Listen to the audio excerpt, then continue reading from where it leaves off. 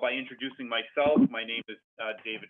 I'm the chairman of the Finance Committee, and with me this evening is Pauline Cormier. She's the clerk, as well as Ward 5 Councilor Peter Angelini. He is the third member of Finance, and we do have a hearing before the City Council tonight for Finance on C-41. So I'd like to open that hearing now, and I will read C-41, Dean J. Mazzarella, Mayor, requests that the annual tax classification hearing be scheduled for December 14, 2020, for the purpose of setting the annual factor used for fiscal year 21. First, I'd like to just make it, very clear so that all of the listening public understands that, we are, we're setting the tax rate tonight, and basically, we decide how we want to tax in the city of Leominster. Our decisions tonight don't necessarily raise taxes. That gets determined when we pass the budget every year in June. So, and I'm sure that Bill Connor is on the line. He's one of the assessors, and he can give us a rundown and explanation of the booklet that he's handed out. We do this every year in December, and Bill, you can give us a synopsis of where we stand this year, and help us determine, what we want to do for this year with our tax classification. So I'll turn it over to you, and then we'll open it up for questions after. And if you could just introduce yourself and tell us who is with you this evening. Mr. Chairman, if I could interrupt you for just 1 second. This is Councilor Frida. You missed over me when in attendance, so I just wanted to be sure you knew I was here. Yes. That would be the case for me as well. Okay. This is Sorry to interrupt. That's okay. This is Council President Bodanza. I had a library trustee meeting, which I switched over to immediately afterward, and unfortunately, they were very close together. Did anybody else join while I was opening up the hearing? Okay. All right, Mr. Connor, would you like to start your explanation of this that you've handed out this year for fiscal year 21 classification and taxation hearing? Absolutely. Good evening. Can everybody hear me well? Yeah. Yes. Yeah. Okay, I am joined by John Richard and Assistant Assessor Rick Dondero. And for you joining us at home, if you want to follow us along on your computer, you can go to the city's website, mouse over departments, city management, and then assessor's office. There's a series of tabs along the left-hand side, one of which is labeled tax classification booklets. If you select 2021, you can see what we are going over tonight. So it's important to note that council is not setting the tax rate tonight. Although we have a good idea what the tax rate will be, final submissions need to be entered to the Massachusetts Department of Local Services for approval. Tonight, the council is deciding to shift the tax burden or not. And there are 4 ways to shift the tax burden tonight. With one is selection of a minimum residential factor, or there's a selection of a discount for open space, or there's a granting of residential exemption, or there's a granting of a small commercial exemption. In order to get to that point, we want to do a quick rundown of the status of the city. The total assessed value for 2021, $4,315,395,892. Now, this is an increase of 3.35%.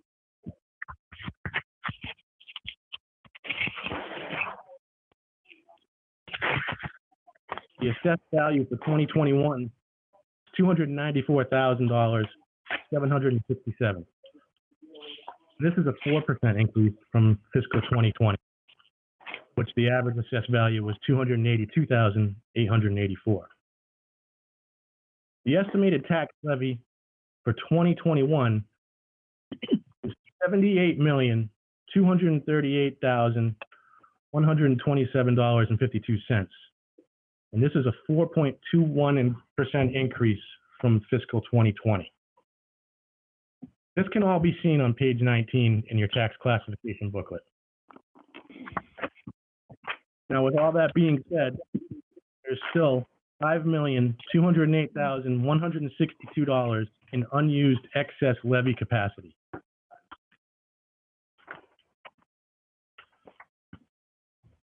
For a more thorough summary of the 2021 adjustments, you can refer to page 12 of the tax classification booklet. The assessed value change percentages are in the column on the far right.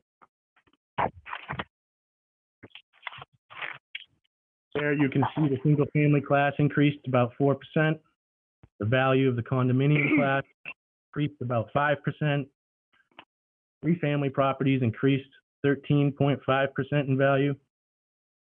The overall commercial value decreased about 6%, and industrial value increased about 1.4%. We are currently seeing a good amount of arm's length sales this year, which we will analyze for the formation of the fiscal 22 valuations down the line.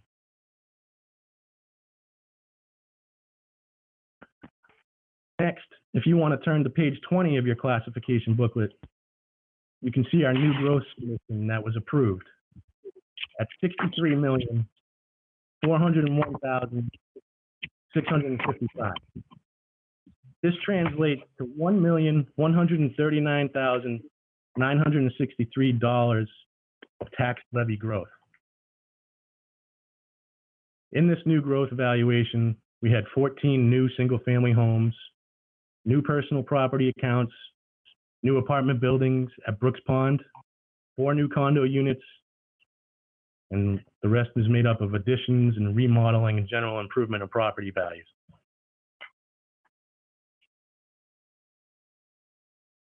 With our new growth amount approved, we can estimate the new levy amount. And with our new approved assessed values, we can calculate the tax rate. So basically, we're just take the property tax levy, which is $78,238,127, and divide it by the assessed value of the city, $4,315,395,892. We multiply that by 1,000 and we get the $18.13 estimated new tax rate.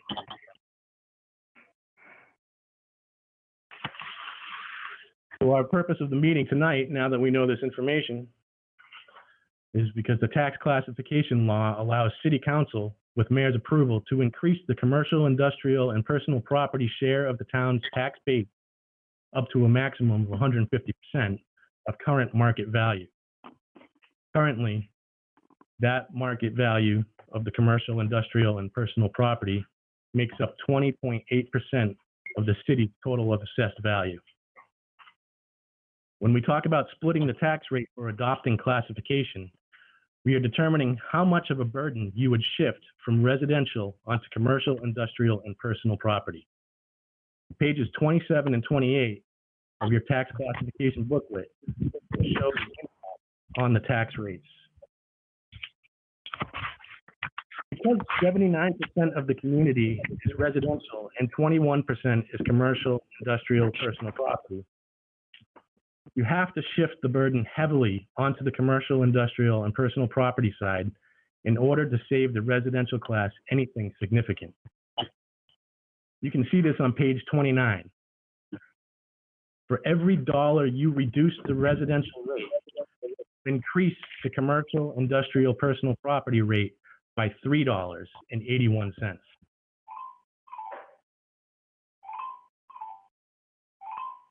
On page 36, you can see the result of a shift is a reduction of the tax burden on the residential class and an increase on the tax on the CIP class. On page 36, you can see how it affects the average tax bills should the council decide on a single tax rate.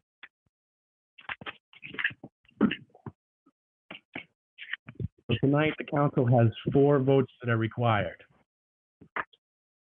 The residential factor allows a shift in the tax burden among major property classes generally used to provide relief to the residential class, shifting burden to commercial, industrial, and personal property classes. The residential class must maintain a minimum residential factor, and the Board of Assessors recommends a vote to adopt a residential factor of 1, which means no split rate. Residential exemption, which is generally used by seasonal resort-type communities to shift the burden from principal residences by exemption up to 20% of the average residential assessed value. Burden shifts within the residential class. The Board of Assessors recommends a vote of no on the residential exemption. Open space discount used for the purpose of preserving open space, conservation land, or land used for public enjoyment allows for a shift of the tax burden within the residential class of up to 25% of the residential factor. The city of Leominster only has $374,900 assessed value of property classified as open space. Therefore, the Board of Assessors recommends a vote of no on the open space discount. And the last of the votes is on a small commercial exemption. Up to 10% of the assessed value of eligible commercial properties defined as businesses on the Department of Workforce Development list with assessments less than $1 million. Burden shifts within the CIP class from small businesses to larger businesses. And the Board of Assessors recommends a vote of no on the small commercial exemption. That's the end of my presentation tonight, and I'm happy to take any questions for any of us sitting here. Thank you very much, Mr. Connor. You know, I looked over this book, and it's quite thorough. You know, there's a lot of good information in here. You know, when you really look it over and take a minute, you know, it's you can kind of get the gist of what's going on. One of the things I do have a couple of questions, and I won't take up too much time, but one of the things I want to talk about is it's a concern. You know, is you look at our top 10 taxpayers in the city of Leominster, which is on page 37. And, you know, we all know that, you know, there's people concerned about the mall, one of our biggest taxpayers there, and you know, that the fact that it's not doing so well right now. And, you know, whenever a place like that, a property like that, you know, loses value, that money doesn't just, you know, evaporate and, you know, go away. That gets shifted amongst other taxpayers. We got to collect, you know, roughly this year, it's $130 million to run the city of Leominster. And one way or another, we're going to get it. So if the mall's value decreases, it affects the other taxpayers in the city of Leominster. So I just want you to explain, if you could, when you look at the valuation of 2021, you know, the bottom line of $192,940,670, and compared to last year, $183,526,150. You know, how are properties like that, you know, explain how it's affecting the other ratepayers, you know, if you could do that, you know, based on what those top 10 payers are doing, because it's huge. Absolutely. And I think you've done a decent job of explaining it yourself, but what is important to understand is, yes, that money does not disappear and it needs to be shifted. Rick Dondero has specific numbers regarding our top 10 taxpayers, and the change that has happened to the retail end of those payers is dramatic. It tells a story that we have to pay attention to. While apartments and stuff like that multifamily housing is increasing in value, it's not increasing to cover the loss of the retail. Rick, if you would like to address. I can address a couple of thoughts. Can everybody hear me out there? Yes, we can. Okay. Well, there was a couple of sale transactions in December of 2019 that dramatically changed the complexion of the value of those properties. The Mall of Whitney Field sold, and it sold for far less than our assessment. The sale included, the market basket as well.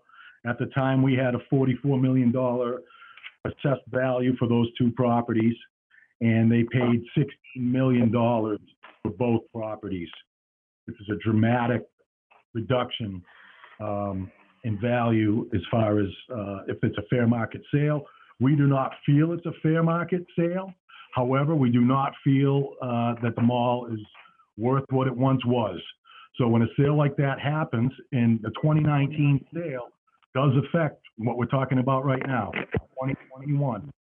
So what we're trying to do is revalue the mall, and that's what we did. And it's based on the lease agreements that the new owner provided for us. And when we plug in those numbers, it drastically reduces the value of the mall. The market basket, we treat it as a separate property, which it is, and we have held pretty firm on that. Those type of commercial properties are doing well. Market basket, the value didn't really change. However, the mall changed dramatically, and we went down $16 million in value, the Mall of Whitney Field, right now here in the fall. And there's others, I'm not going to go, there's, a lot of factors. Some are more complicated than others. Water Tower Plaza is another big one that I'd like to speak to. As you all know, you haven't seen Shaw's over there or Pier 1. And Shaw's was considered the anchor store for that mall. And there are clauses in all the lease agreements and all the other properties over there, all the other retail renters, that if they don't get an anchor in that store, all of their lease agreements are going to change dramatically. So that's already happening. And so without Shaw's or Pier 1 occupying the space, the mall over there at Water Tower Plaza, again, dramatically less in value at this time. So those two are a couple. I don't want to take up too much of people's time, but that is the shift that you're seeing. And the market dictates what we do. And it's very difficult. We don't have a crystal ball. So until we get these lease agreements and until they show us that they're going down, we don't make a move. But now that we're getting this information, we're making the move, and now the city is feeling it. So in summary, what is also happening, again, is that value in the levy does not disappear, and it needs to be made up by the remainder, the residential class, industrial class. And it's, again, retail is something that we have to keep an eye on and understand going forward that your residential values increasing is not going to solve the problem of retail commercial values going down. Right. Yeah. So basically, it's hopefully we can sort of market ourselves, and there'll be some ideas for those properties, because otherwise, we're going to have some problems going forward, with the loss of value of them, and it's not going to be good for the other taxpayers of the city. So one of the other questions that I have is, when you look at our tax levy ceiling,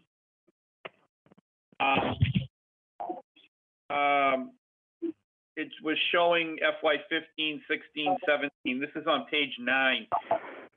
12 million. now we've doubled to 24 million.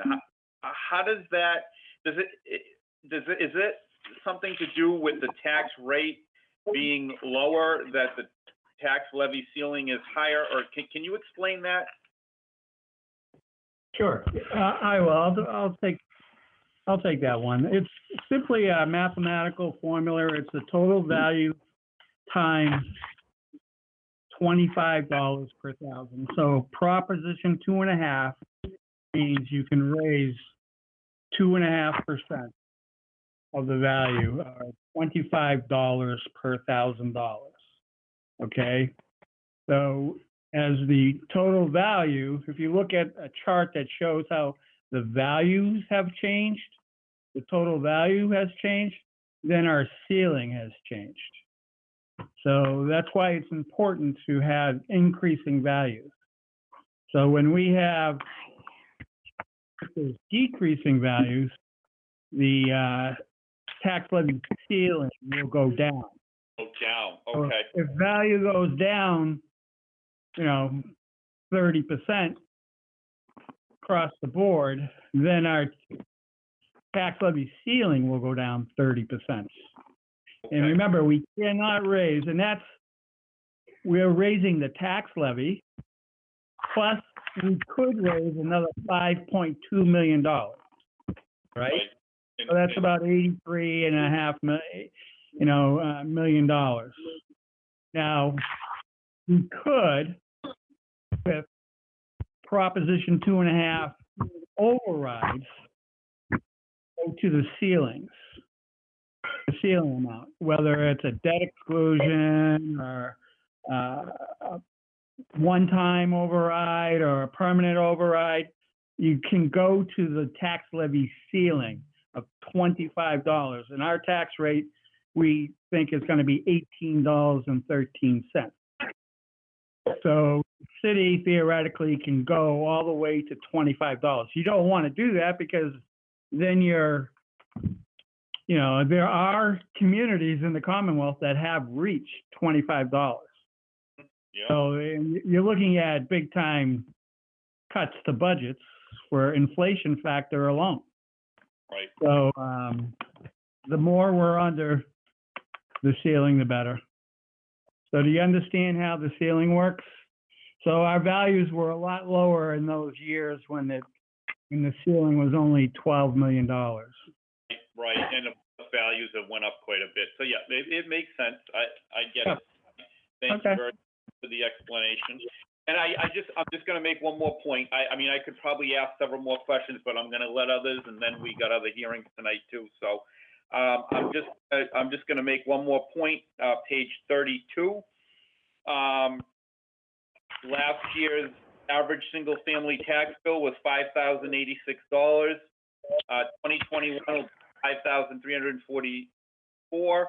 So you're looking, the average residential taxpayer in the city of Leominster will see an increase of $258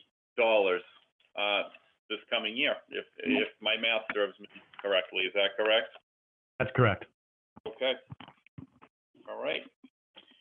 All right. And I'm sure that we'll get the calls in January. Why did my taxes go up, 3.9% when they can't go more than 2.5%, but, that's a whole, another explanation. It's 2.5% across all taxpayers of the city, not each individual taxpayer. So I'm sure that that's something that we're all going to have to explain to a constituent or two come January. Usually always happens. And I'm sure that, Bill, you'll be around and we'll help with that. Appreciate it. So with that being said, I'm going to go to other members of the Finance Committee first. Councilor Pauline Cormier, do you have any questions or comments? I do. I have one question, and I just want an explanation, if you can. I'm looking at page 12, and it's referring to the assessed values, the differences, and I'm looking at pretty consistent numbers until I get to 3 families, and we have a jump at the 13.5%.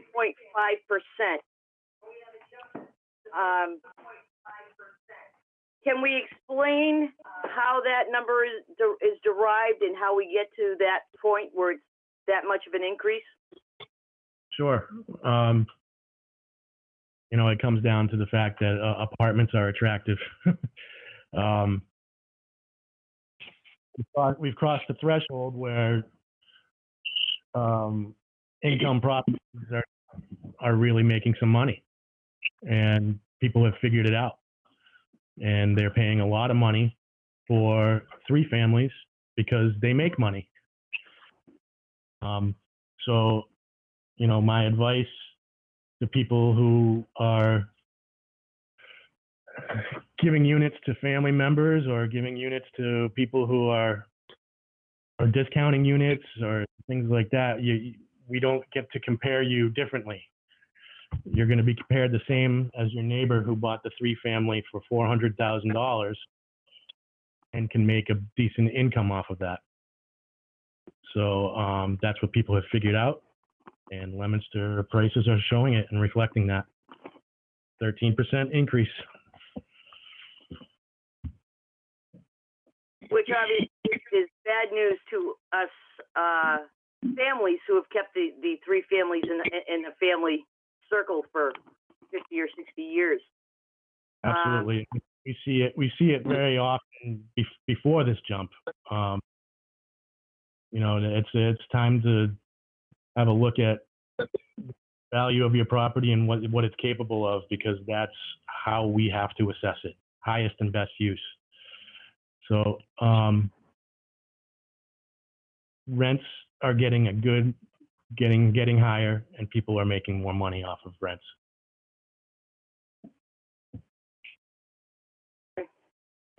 Thank you. I don't have any further questions at this time. Okay. Thank you very much. Councilor Angelini, do you have any questions or comments? I do. Thank you, Mr. Chairman. For any of the gentlemen in attendance, I guess, first of all, I'd like to make an observation and then segue into a question. Obviously, after reviewing the data, some disturbing trends, obviously, in the commercial space. And we did see a modest increase in industrial properties.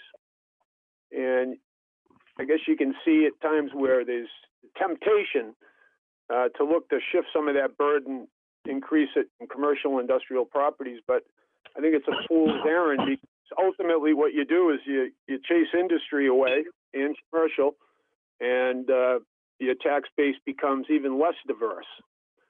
So I guess to any one of the gentlemen present, do you see the trends that we're seeing now in the commercial real estate market continuing in the future? Do you have a feel for that? Sure. One of the things you addressed that I think is important to recognize is that we do classify commercial properties, even on this list. If it begins with a 3, it's a commercial property. But within that class, you have different types of properties. And you said the word diversity. So we've already addressed the fact that apartments are doing well, and retail is not. So as a whole, yes, commercial is down, but there are sectors of commercial properties that are doing well. So when we look at the problem with retail, and we do a lot of research daily of what's happening with places like the mall, obviously it's hard on our minds, and how they're going to reconfigure to adapt. You see things like conversion to warehouses and apartments, things that are doing well. Industrial warehouses are doing great, as well as cold storage and integrated living with these, Whole Foods type kind of places with apartments are doing well. So it's up to the owners of these properties to adapt, and it is possible to make something happen. And it's actually kind of an exciting time, because things could change very quickly with the state of the world, and they could be a step ahead of the game if they act quickly. There are a lot of options. Leominster's made great strides to to help out with the mall at Whitney Field around it with the grant that Wendy Weeks has attained. And, we are excited at the prospects. And we do love working with commercial properties, industrial properties, and offering stuff like TIFs and getting people to come into the city and create jobs. So there is prospects on the horizon. Again, I do think warehouses, cold storage are shining lights, and it's easy to make use of existing space instead of recreating, but recreating might have to be the way we go. All right. No, that's very interesting. I'm glad you brought up the TIFs because obviously we've been asked to support a number of those. And as they come back fully on the tax roll, we'll certainly see the benefits of those votes in the future. Is there a table, did I miss a table that perhaps might list the TIFs and when they're coming, when they'll be back on the full rate, on the full assessed value? I haven't supplied that in the classification booklet, but I can get that information to you. I would appreciate that. That'd be very helpful. Otherwise, I just want to thank you all. You did a wonderful job on this document. It was very easy to read and very easy to understand. And thank you for your efforts. Thank you. Okay, thank you, Councilor Angelini. I will quickly go around as if we were sitting in the chamber. So I'll start with the last person that would normally be on my side of the room. Councilor Ardinger, do you have any other questions? I do not, thank you. You're welcome, thank you. Councilor Feckley, do you have any other questions?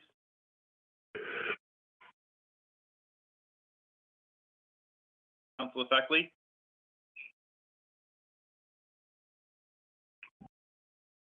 Is Councilor Feckley on? She is still on the line. Okay. And I don't have her muted. Okay. I'll come back to her. Councilor Shalfo Zephyr? Yes, thank you, Councilor Comer. I have, I think, a very quick question, and this might be for the comptroller. It's a follow-up to the question about TIF.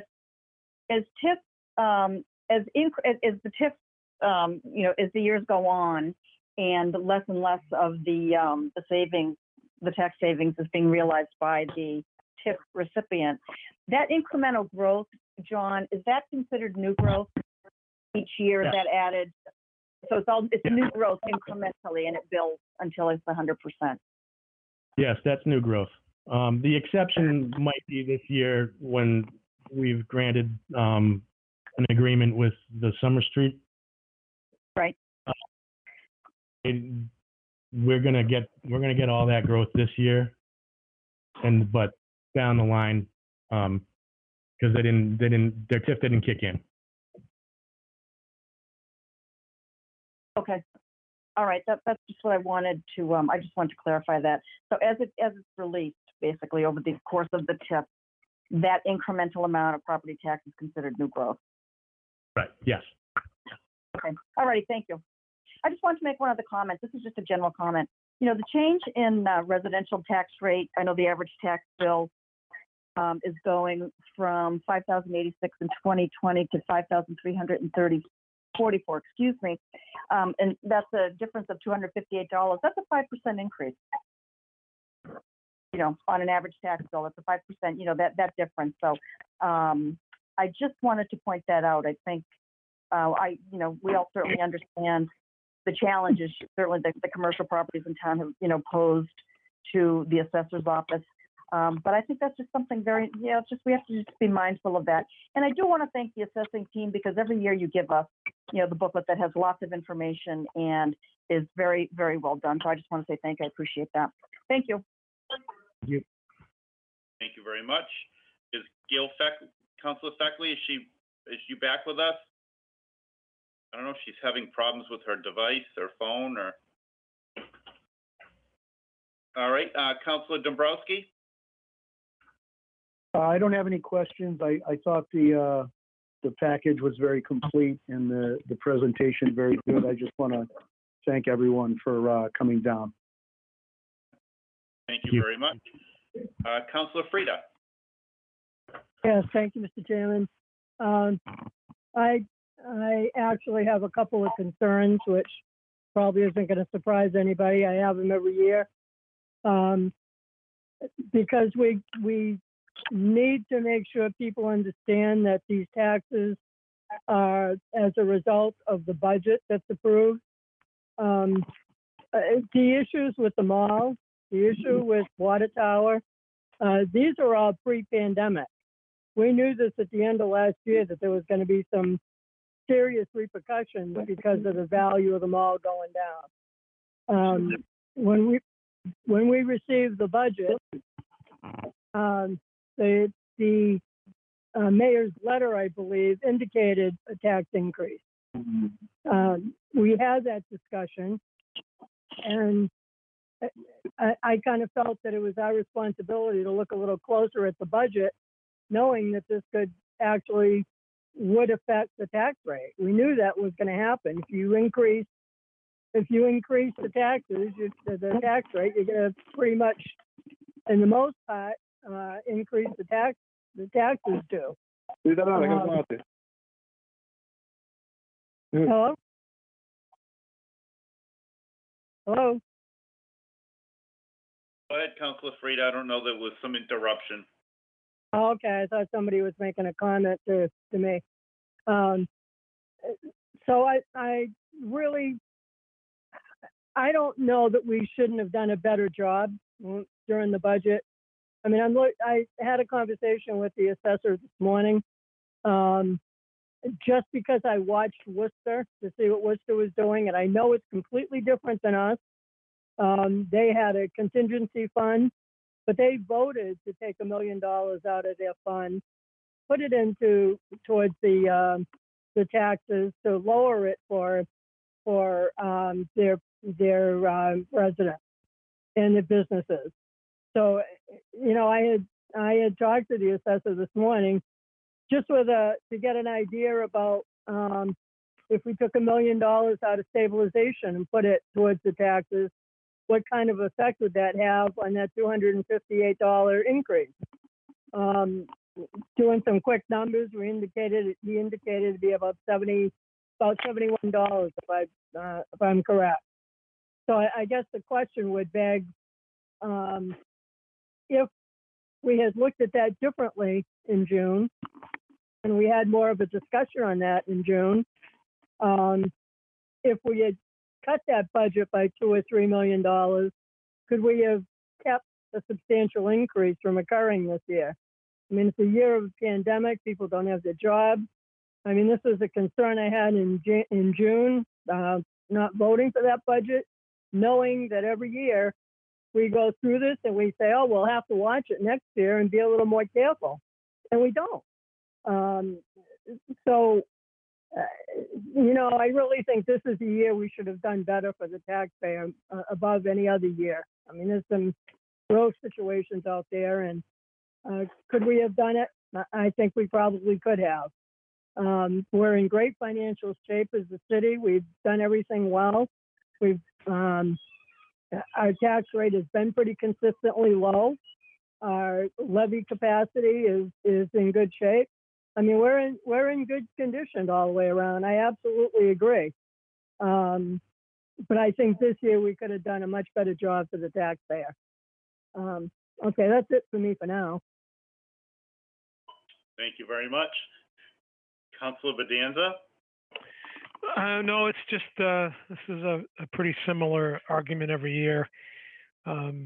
Obviously, we did make some gains a few years ago. I remember the commercial industrial base had actually creeped up, I think, about a point to around 20+%, and now we're of course going in the opposite direction. But the idea is one of the tools, and correct me if I'm wrong, Chief Assessor, that one of the tools to attract addition to the base, the commercial base especially, is to keep the factor of 1.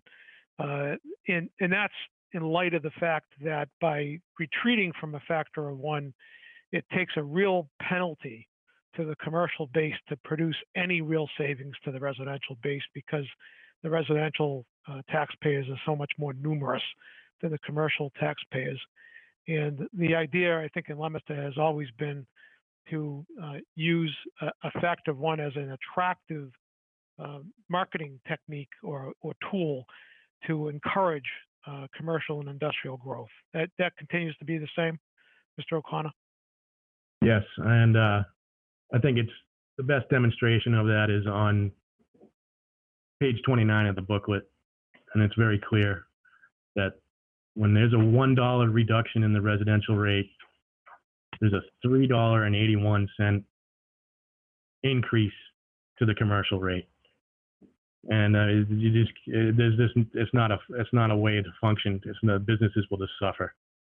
Right, and it'll have the exact opposite effect of what was intended. That is to save residential taxpayers money. In the long run, it won't, because it'll reduce the commercial base even further, which Absolutely. is nothing anybody wants to see. So, again, like other councilors echo, thank you for your presentation. Thank you for the booklet. You folks do a good job every year, and I appreciate your recommendations. Thank you. Thank you very much. Anybody else from the council have any last comments? If not, then thank you very much, Mr. Connors, and everybody that came. I was going to say came down, or everybody that joined this evening. We appreciate it very much. And with that being said, if there's no objection, I will close the hearing. Okay, I declare the hearing closed. Thank you very, very much. Thank you. Thank you. Thank you. You know what? If I may, hold on. Before I close the hearing, I should go to the public. I should go to the public first. Is there anybody in the public that would like to speak? Unmuted. Is there anybody in the public that would like to speak regarding this hearing? The tax classification? Again, would anybody from the public that might be on the call like to speak about this tax classification hearing? And for the third and final time, would anybody from the public like to speak about this tax classification hearing? If so, state your name and address for the record. Hearing none, now I declare the hearing closed. Thank you very much. Okay. Council Cormier? Yes. Okay, this is Councilor Feckley. I just want to make sure you can hear me now. My device was down, but I'm back. Yes, yeah, we can hear you.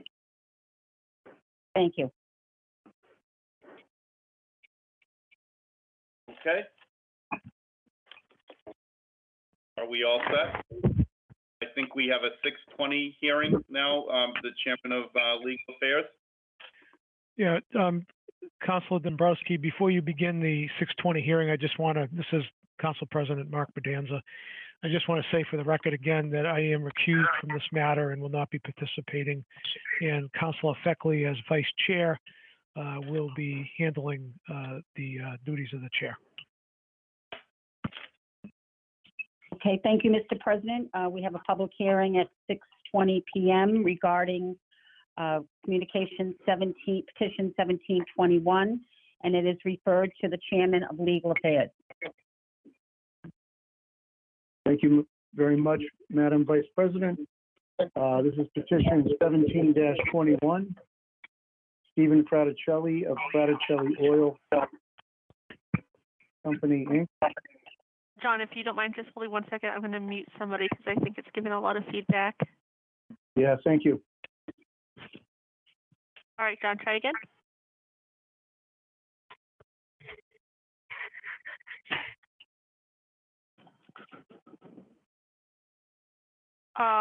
Okay, now go ahead. Request to amend flammable liquids license from 335,000 gallons to 575,000 gallons of flammable liquids at 239 Litchfield Street. I think the first order of business, we had requested the petitioner to submit a written amendment to the volume that he was seeking. Essentially, he would reduce the 575 500,000 gallons of flammable liquids to 515,000 gallons of flammable liquids. I will read into the record what he submitted to the city council. The undersigned petition your honorable body to amend the current license to store 335,000 gallons of flammable liquids at 239 Litchfield Street, Leominster, Massachusetts. I'm requesting to add the storage of flammable propane gas in the amount of 120,000 gallons of underground storage and 60,000 gallons of above ground storage. This amendment would allow me to store 335,000 gallons of flammable liquids and 180,000 gallons of flammable propane gas, which totals 515,000 gallons of flammable liquids. I think the first order of business is if someone would give me a motion and a second to amend the petition. So moved. I'll second that. Councilman Sweeney will second. Okay. And perhaps, Madam President, we can take a quick vote to amend the petition, or should that be done during the regular meeting? You could amend it now and get it so that when we get into the regular meeting, we have the correct petition information. Okay. Do you want to handle that? Yes, I will. Yes. So we have a motion to amend 1721 to 125,000 gallons of underground storage and 60,000 gallons of above ground storage. We'll have, we need to have a vote on that. Can anybody that agrees, please say aye. Aye. Aye. Aye. Anybody, any nays? So the petition has been amended. Please let the record reflect that the vote was 8-0 with one abstention, being Mark Bedanza abstaining. Madam Clerk. I have it, thank you. Thank you. Okay, so we had requested some supplemental information from the petitioner, which we received on December 8th. I'm going to read some of that into the record. First off is a letter dated December 8th, 2020 from Attorney Paul C. Foley, who represents the petitioner. This is addressed to the City Council. Dear councilors, this letter is sent in anticipation of the council meeting to take place Monday, December 14th, 2020, on behalf of my client, Fraticelli Oil, Inc. We are hopeful that we can provide as much information as possible to facilitate a final vote on the pending application to amend the licensing for 239 Litchfield Street. With that in mind, we present the following. Number one, an amended application. This has been filed with the city clerk and reflects the decrease in above ground propane storage from 120,000 gallons to 60,000 gallons. Number two, operational statement. The council has requested an outline from Steve Fraticelli as to the delivery and storage of propane post-construction. Number three, resume. My client will use MPE Inc. or Trask Petroleum to construct the facility. Robert Seppi, who has addressed the council several times, is the lead engineer of MPE Inc. and has been chosen for this project. His resume is attached. I've asked him to list projects he has completed in the area that are similar to Fraticelli's project. He has done so in his resume and has included a photo of a project recently completed at Townsend Energy in Danvers, Massachusetts, that is very similar to what will appear at 239 Litchfield Street. Number four, map and plan. Finally attached are an updated blast zone map and project drawing, each of which have been requested. I My client is ready and willing to have any of you visit the site prior to Monday. We hope that you will do so. Please also understand that your approval of this license request is not an approval of this project. My client will have to provide all necessary documents and move forward with all permitting as required by the fire and building codes and as overseen by the respective city agents and departments, including the fire department, gas inspector, and plumbing inspector. As such, what is before you are the very first of many steps before my client can operate. Sincerely, Paul C. Foley. We also did get an operational statement from Mr. Fraticelli, and I will read that into the record as well very quickly. Propane operations is the title. Propane is a versatile fuel that can be used for numerous applications such as heat, hot water, cooking, pool heaters, clothes dryers, etc.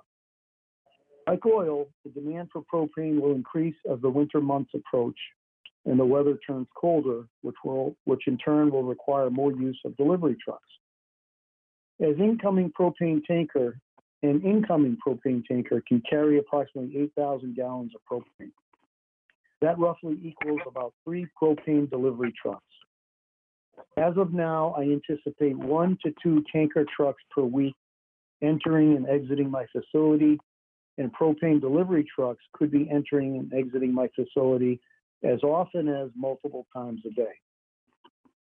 Each customer has different needs when it comes to propane consumption. Some have larger tanks than others, some require a contract price, and some require a certain routine schedule for propane delivery. In order to accommodate these varying needs, I need to make sure I have an adequate, dependable supply on hand. As I have stated before, propane supply gets tight during winter months and is not always readily available. During the summer months, I need to start building my supply so it is available for the winter demand.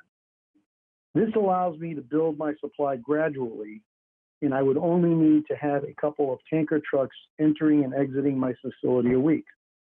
Without adequate supply, I would need to have more tanker trucks coming in and out of my facility, creating more truck traffic and potentially leaving me unable to supply my customers and likely causing more tanker traffic in any one week. I realize this subject is somewhat new and different to you. I also realize that none of you are propane experts and have had to turn to Google and YouTube to get a brief understanding of what propane can do. Unfortunately, there is a lot of negatively biased information out there. However, I do not want the negative information you may have found online to overshadow the good that will come from this. The fact is, propane is a very safe fuel and keeps getting safer every day. The facility that will be built will be state-of-the-art, having all the newest and greatest technology and safety measures in place. My employees will be trained and certified in the propane CTP safety program. They will have a bright and certain future here, along with adding additional jobs and staff boosting the local economy. Propane is already here in Leominster and is currently being serviced by companies from other cities and towns, companies that do not support the local community. As a lifelong Leominster resident and businessman, I know what it means to be from Leominster. I support the local businesses and help around the community whenever I can.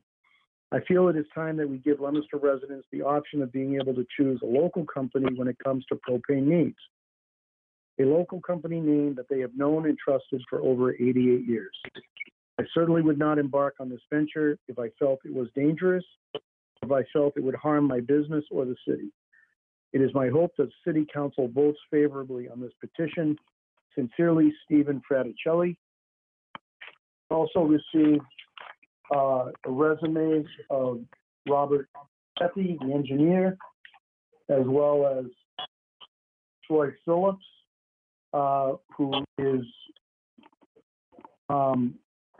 30 years experience in the propane industry, along with a revised plan and some general information. Before I go to my legal, I just want to find out, is Mr. Fraticelli on the line? Yes, I am. Okay, thank you, Mr. Fraticelli. And if you could introduce the people who are here on your behalf or ask them to introduce themselves. Yep, so I have my attorney present, Paul Foley from Mountain Dearborn, Bob Seppi from MPE, Troy Phillips from Trask Petroleum and Equipment. Okay, thank you very much. Let's first go to Legal Affairs Committee.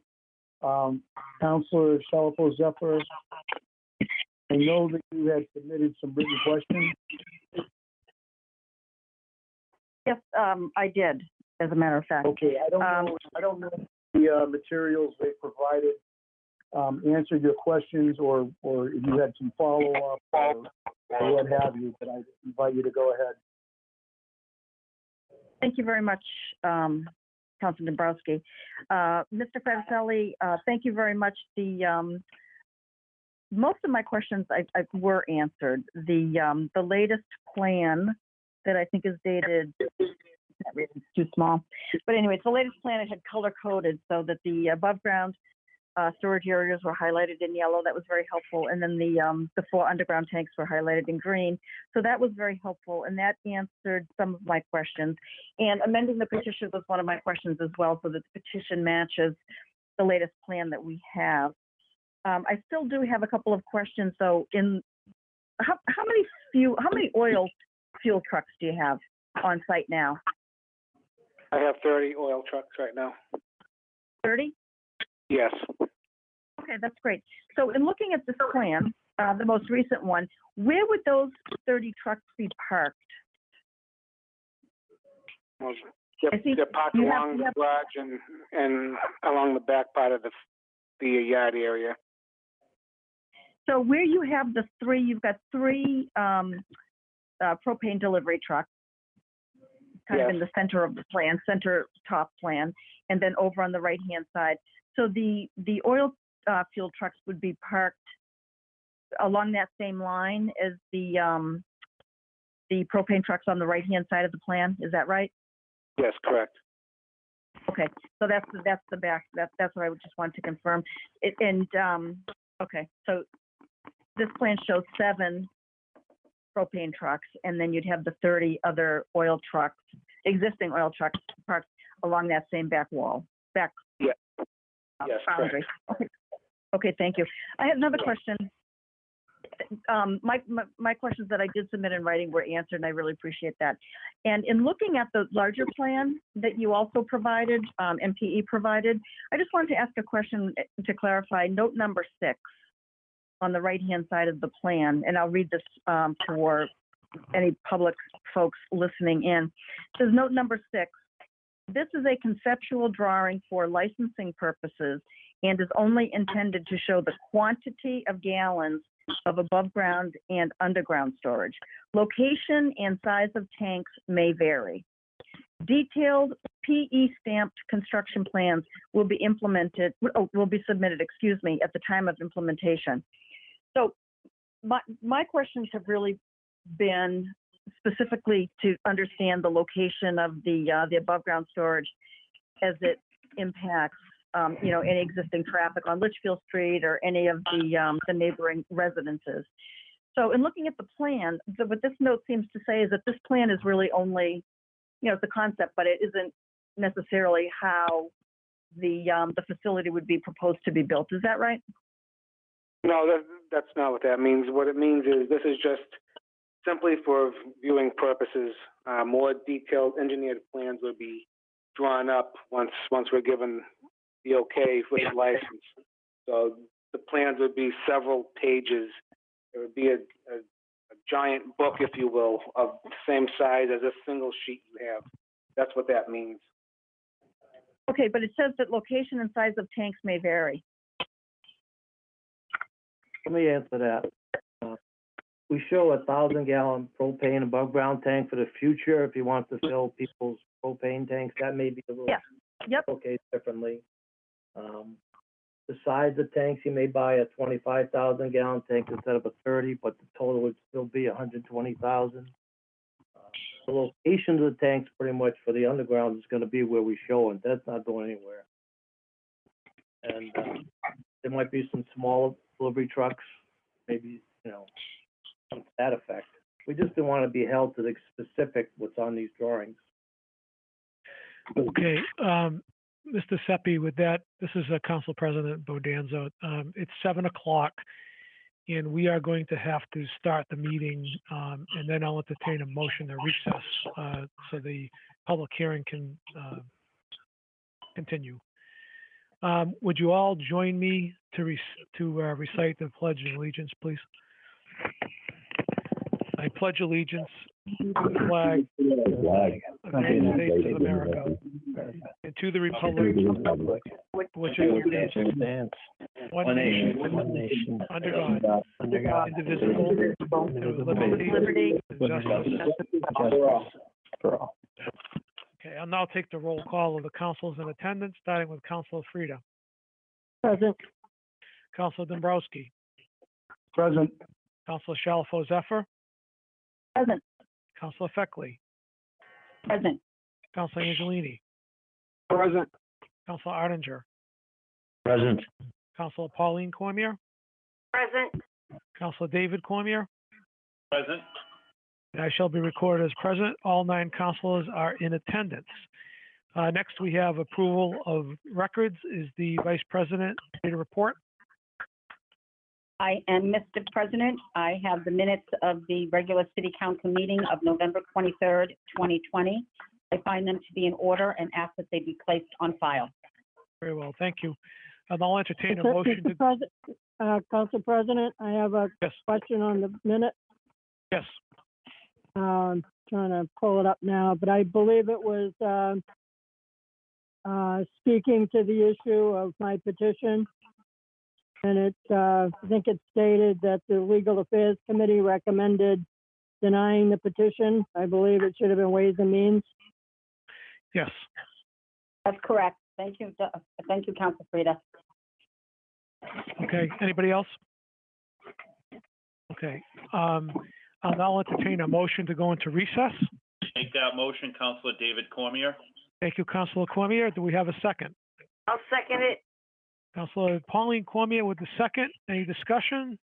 Hearing none. All those in favor of the motion, please say aye.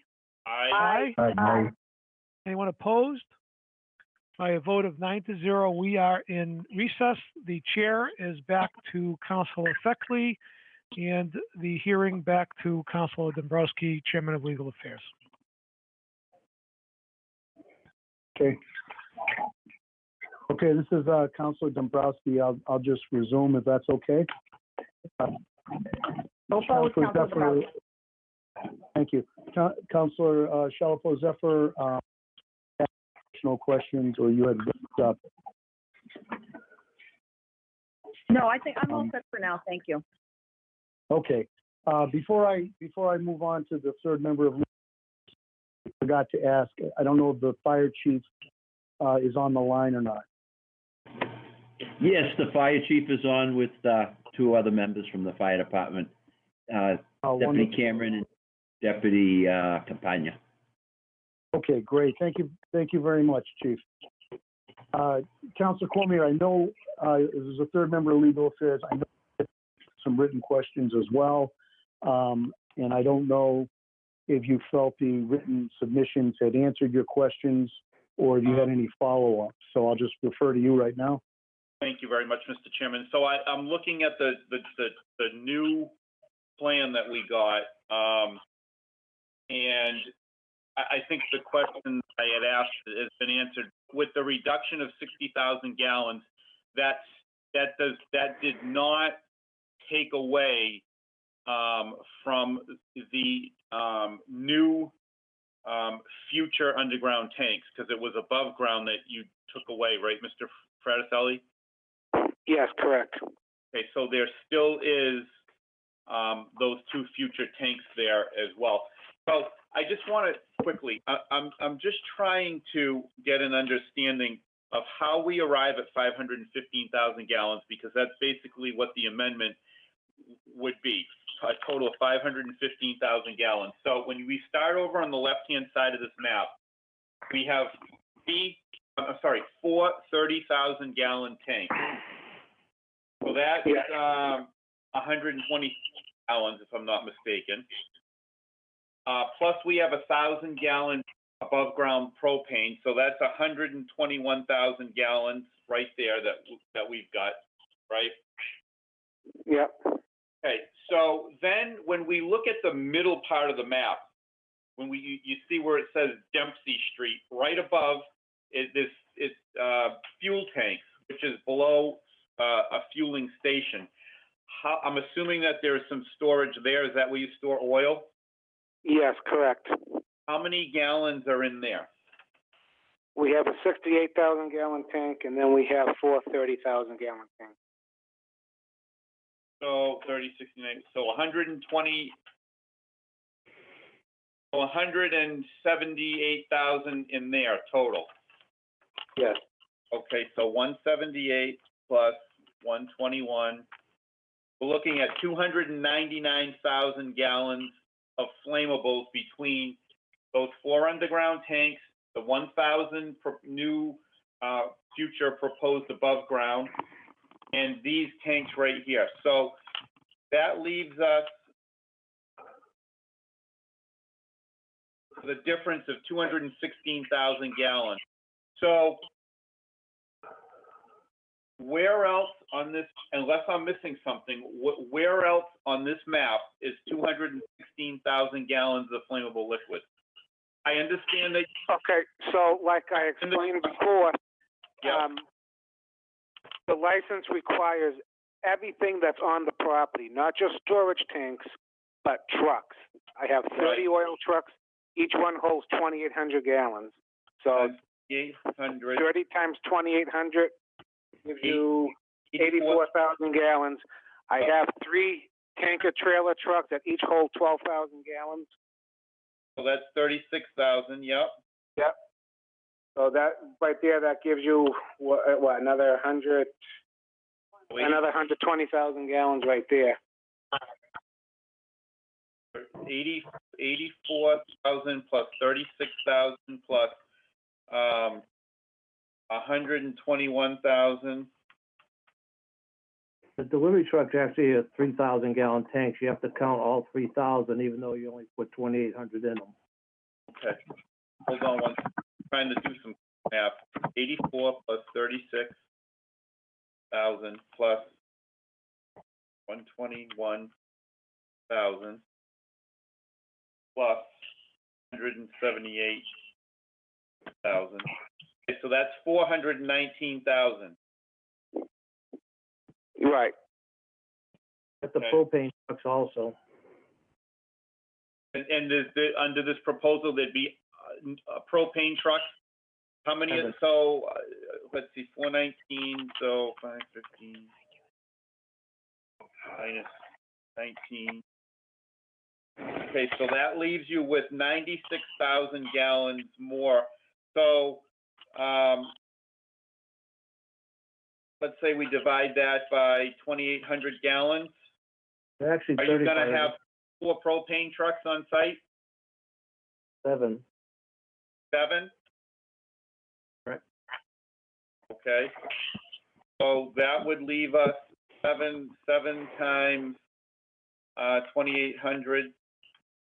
That's 19,600 plus 419. That leaves us with 438,600 gallons. So I'm still missing. Let me add a few things. The propane trucks hold 2,800 gallons, actual propane gallons, but they're actually a 3,500-gallon tank, which has to be accounted for all 3,500 for the regs. Okay. And then the fuel tanks is actually a 68,000 fuel tank. The total is really 188,000 for the fuel oil storage facility.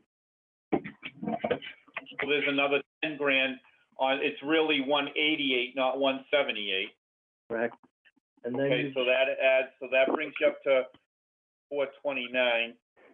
And you have on the left-hand side along Litchfield Street, we have 30,000 gallons of new propane tanks that have to be accounted for. They're brand new and in them, 30,000. I think I already counted those though. So the underground ones? These are brand new. Yeah. You'll see a square box along Litchfield Street, right where I showed the concrete vehicle barrier. Yep. Square down has new above ground 30,000 gallon customer tanks. The ones that go to the house to store the propane, the 500 gallon, 1,000 gallons. You know, okay. I missed that. I'm sorry. I missed that. Okay, so that's another 30,000. All right, and then once in a while, a customer doesn't want to use Spaticelli oil anymore for their propane. They will return the tank. It'll go back out to a new customer. But in the meantime, we have to store it somewhere. So if you look in the back corner on the right-hand side, 500. Yep. 4,500 gallons of customer used tanks. Okay. All right. Also, we got to include what's in the garage and buildings for oil tanks for the heating, the waste oil tanks, 55-gallon drums. All that has to be accounted for in the license. Okay. No, I get it. No, it's starting to, I get it. I'm finding all the sources now of, you know, where all this stuff, and it's starting to add up. You know, we're getting closer to the 500,000, and I'm getting a better understanding now of where it all is. So, yeah, so those tanks would be stored, new propane above ground, those, now I understand you have to factor in that they're full, but those will not be full, and they will never have been filled while they're sitting there? Correct. So they won't even be any residue of gas in them, correct? Correct. They're just like a big barrier preventing somebody driving through there. There's a bunch of steel basically all there. Okay. All right. No, I think that better clears up my understanding now of where we're getting 500,000 or so, 515,000, you know, gallons. Mr. Chairman, I don't want to, you know, get off topic, but I don't know if you want to talk about the review now, or if you want to go to other members of the council about questions or not. But if you want... I'd like to get all the questions out of the way, Councilor Cormier, and then we can go back to that. Perfect. I'm good for the moment. Thank you, Mr. Chairman. Okay, and before I go to the other councilors, I did put together a list of proposed conditions, which are, you know, largely based on the correspondence we've received from everybody, including the petitioner, the fire chief, and what have you, and also the discussions that have taken place during these public hearings. Submitted these proposed conditions to each council, as well as the fire chiefs, as well as the attorney for the petitioner. And again, these are just my proposed conditions. It's readily apparent to me that we are going to need an independent consultant. We had requested some input from the petitioner. His engineer, I believe, provided the name of Michael Nicoloro. And coincidentally, that name was also provided to me by an attorney that I know that does quite a bit of municipal law. In addition, I called a few other people. We get one call back, but in my opinion, Mr. Nicoloro is highly qualified, and he is able to act as an independent consultant for us. But again, I'm just one. I initially had asked him to call in to tonight's meeting, which he had agreed to do. But it occurred to me that I may be putting the cart before the horse, and that my committee and other counselors might have taken offense at that. So I asked him to hold off for now to run it by you. But again, I think that's going to be very important for us, not only for this to be constructed and inspected, but also going forward, and somebody that the fire department is going to be able to work with. So having said that, I'll just go now and open it to other members of the council. If anyone else has any additional questions or comments at this time. Councilor Angelini? Yes, Councilor, go ahead. Why don't you go ahead? Thank you. Good evening, gentlemen. Mr. Seppi, I just have a quick question for you. I want to thank you for getting the blast maps on the ortho photo overlay to me last week. I find it very helpful. I just have a question on those. In the circle that is showing in both instances, the 200-gallon and the 2,800-gallon exercise, Yes. am I seeing the primary injury blast zone or the secondary, or is that the tertiary zone? That is the primary. That's the original. What I did, I showed where the propane tanks were parked to the center. Yep. And I did 200-gallon.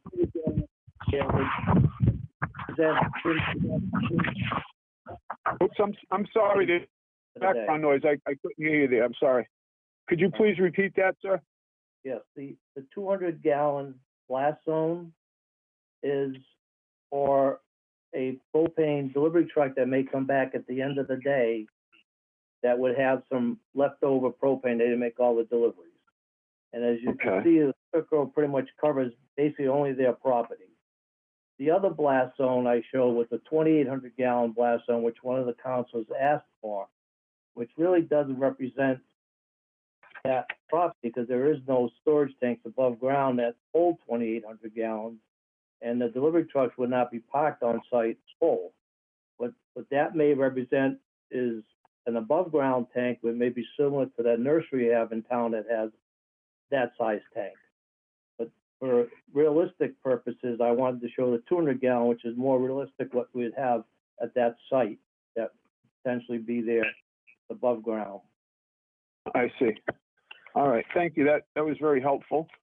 And I think I just want to reiterate what the chairman of the committee stated earlier, that I think at this point, the most helpful way for us to proceed would be with the advice of the peer review engineer. I think that that engineer working in tandem with the fire chief and his folks will put a lot of our concerns in focus and answer any questions that may be remaining. I just, as a side note,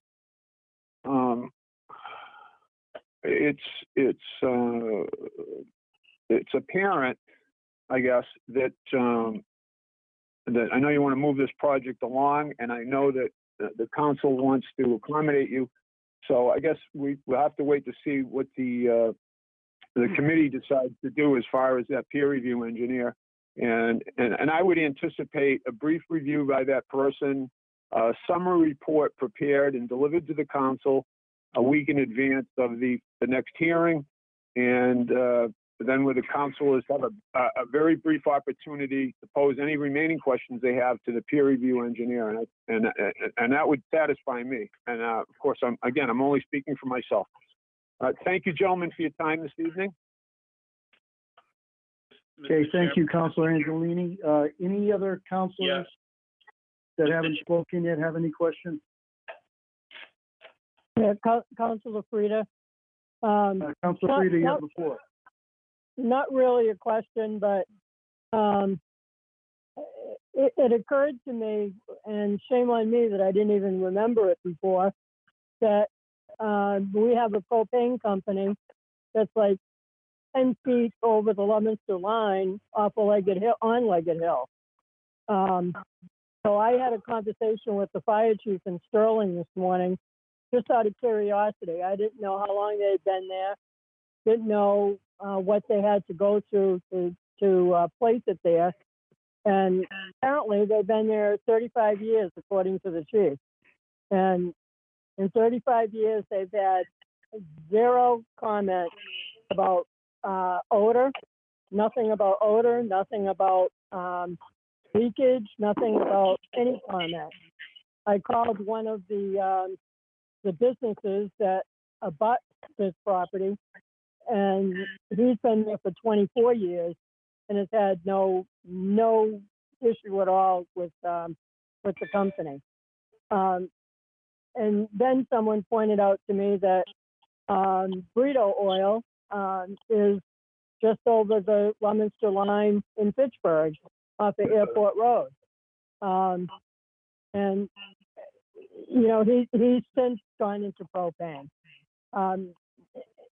Anybody who's familiar with propane knows that there's going to be a shortage in most of these properties that are being built out from the center of town and doesn't have a natural gas line is looking to have propane.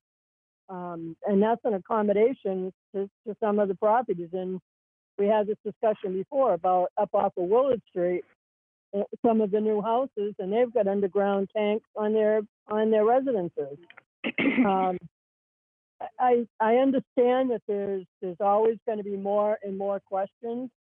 And I guess I was a little disappointed when I heard, Mr. Chairman, that that this potential independent reviewer had conversations with another counselor, and we weren't all included in that.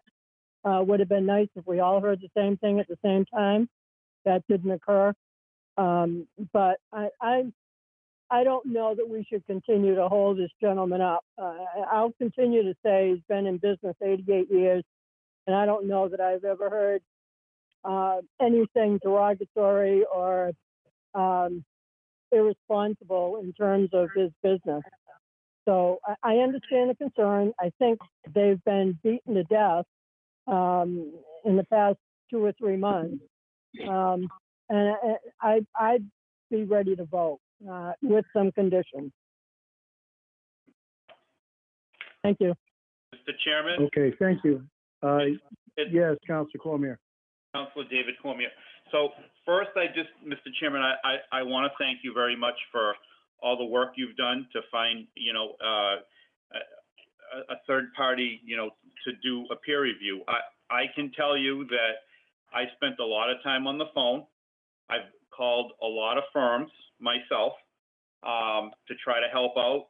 I mean, this is a public hearing. Anybody can bring a name forward and make a recommendation, whether it be a counselor or even somebody from the public. And I did find, and it wasn't easy because there are not a lot of firms that specialize in this type of facility that know all of ins and the outs of, you know, fire protection code and all that kind of stuff. And I did find one. I spoke to the gentleman. I forwarded along his resume. His name is Carl Kozlowski from Rybeck Engineering in Warren, Massachusetts. I did give him a synopsis of what we would be looking for, and he has assured me that he is qualified to do that kind of work. You know, and I respect, you know, some of the comments that the petitioner had to make in the letter that he sent. I am not an expert in propane, and I don't claim to be, but the petitioner, like any other petitioner that comes before this body, certainly while I sit here, deserves a fair hearing. And, you know, this is, compare this facility to many others, but I haven't toured any others, and I'm not interested in touring any others. This is my ward. This is my focus, is this facility. You know, this facility is on a very busy traveled street, and the storage not going to be all that far from a busy road. Okay, so I don't know about other facilities. Do they have a busy street running right next to them with a gas tank sitting very close to the road? You also have a situation where you're close to a residential neighborhood. I don't know how close the residential neighborhoods are to the others, and I really don't care. I'm worried about the facility, okay? And also, you have high tension wires on the backside. So you're going to be storing vehicles there with flammables in them. There's a lot of dynamics to this.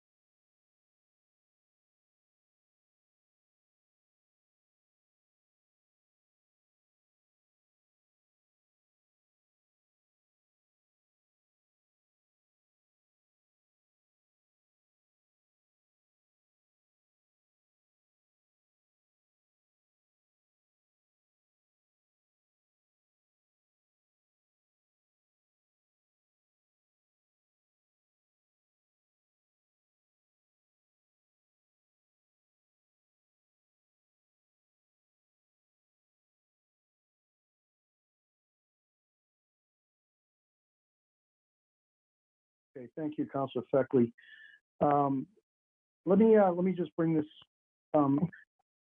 just with the subcommittee for a moment. You know, it's funny, in the old days, before they changed the open meeting law, I remember having subcommittee meetings in the middle of a public hearing. You know, and now it's much more cumbersome. You know, you can't even call the subcommittee members or something, so it just becomes much more cumbersome. But we do have, you know, Councilor Cormier's brought someone to the table. I've brought someone to the table. I don't know the best way to do this. When I asked Mr. Nick,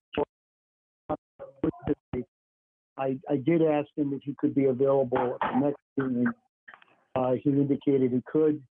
So let me ask my fellow subcommittee members how they want to proceed. You know, there's obviously a glaring need for an independent consultant. So how do you want to proceed in selecting one at this juncture?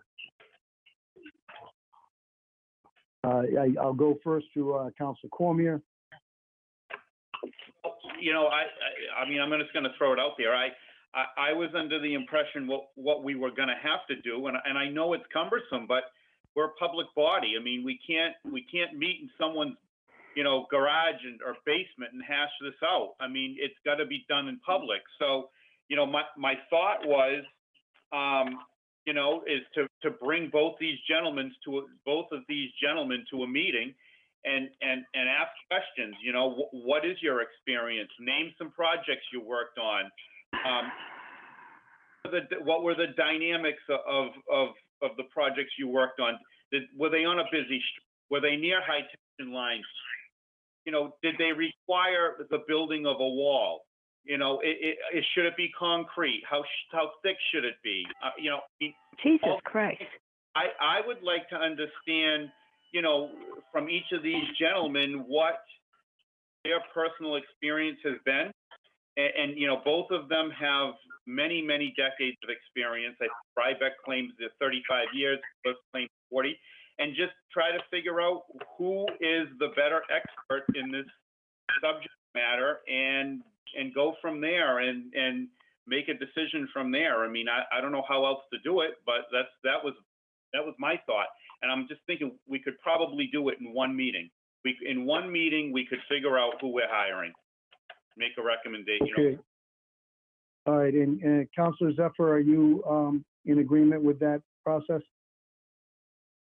You know, I'm fine with that. In a quick review of both of the gentlemen, it looked to me that Mr. Nicoloro has propane facility design experience, and the other person, I can't remember his name, is more about fire protection systems. But if Council Cormier believes it's important that we have a subcommittee meeting to, you know, interview both of these firms, I'm fine with that. Okay. I'd just like to go to Chief Sidlow. Chief? Yes, Counselor. Hey, thanks for hanging on. Are you available at the next council meeting? Yes, that's correct, yes. Okay, wonderful. And what I can do is get you the resumes of these gentlemen beforehand. Okay, thank you. All right, I'm okay with that. I think that's a good process. I'd like to switch gears a little bit to the proposed conditions that I've submitted. I personally think they cover a lot of what we need. You know, although we definitely need to name our independent consultant.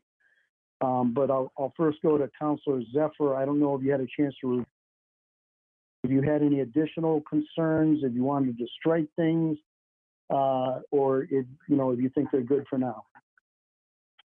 I think they're good for now, but I think that they will certainly change after we know who our consultant is and after we have a conversation with that consultant. And what I would recommend, I think that they need to be reviewed by the city solicitor specifically before we agree to them. Okay, no, that's understood. That's a good point. Councilor Cormier, your feeling on the conditions?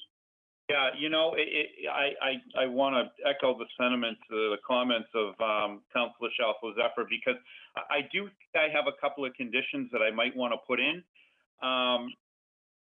but I want to understand the legality of them. I don't want to put conditions in there that sound good and they feel good, but it's all a bunch of baloney. It's not enforceable, or it's not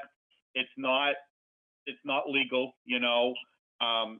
you know, if I'm telling people that, you know, a truck that's parked on the property overnight is going to have less than 100 gallons of liquid in it, based on a condition that I put, I want to make sure that that is a legitimate condition, because, you know, you have to plan that the truck has 3,300 gallons on it. So if one is parked there full, even if you have a condition that says it's not supposed to have that much, is there much you can do about it? I don't want to be telling people we have these conditions if they're not enforceable. So I want to know the legality of all these conditions. Okay, well, I'm quite certain they are, but we can certainly get confirmation for that to make you more comfortable. Right, yeah, that would make a difference. Thank you. Okay.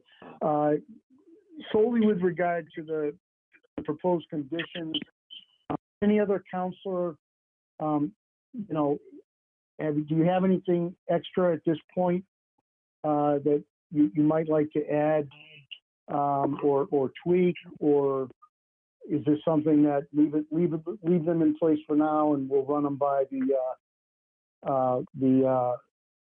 independent consultant and also the city solicitor if necessary? Councilor Dombrowski, this is Councilor Frida.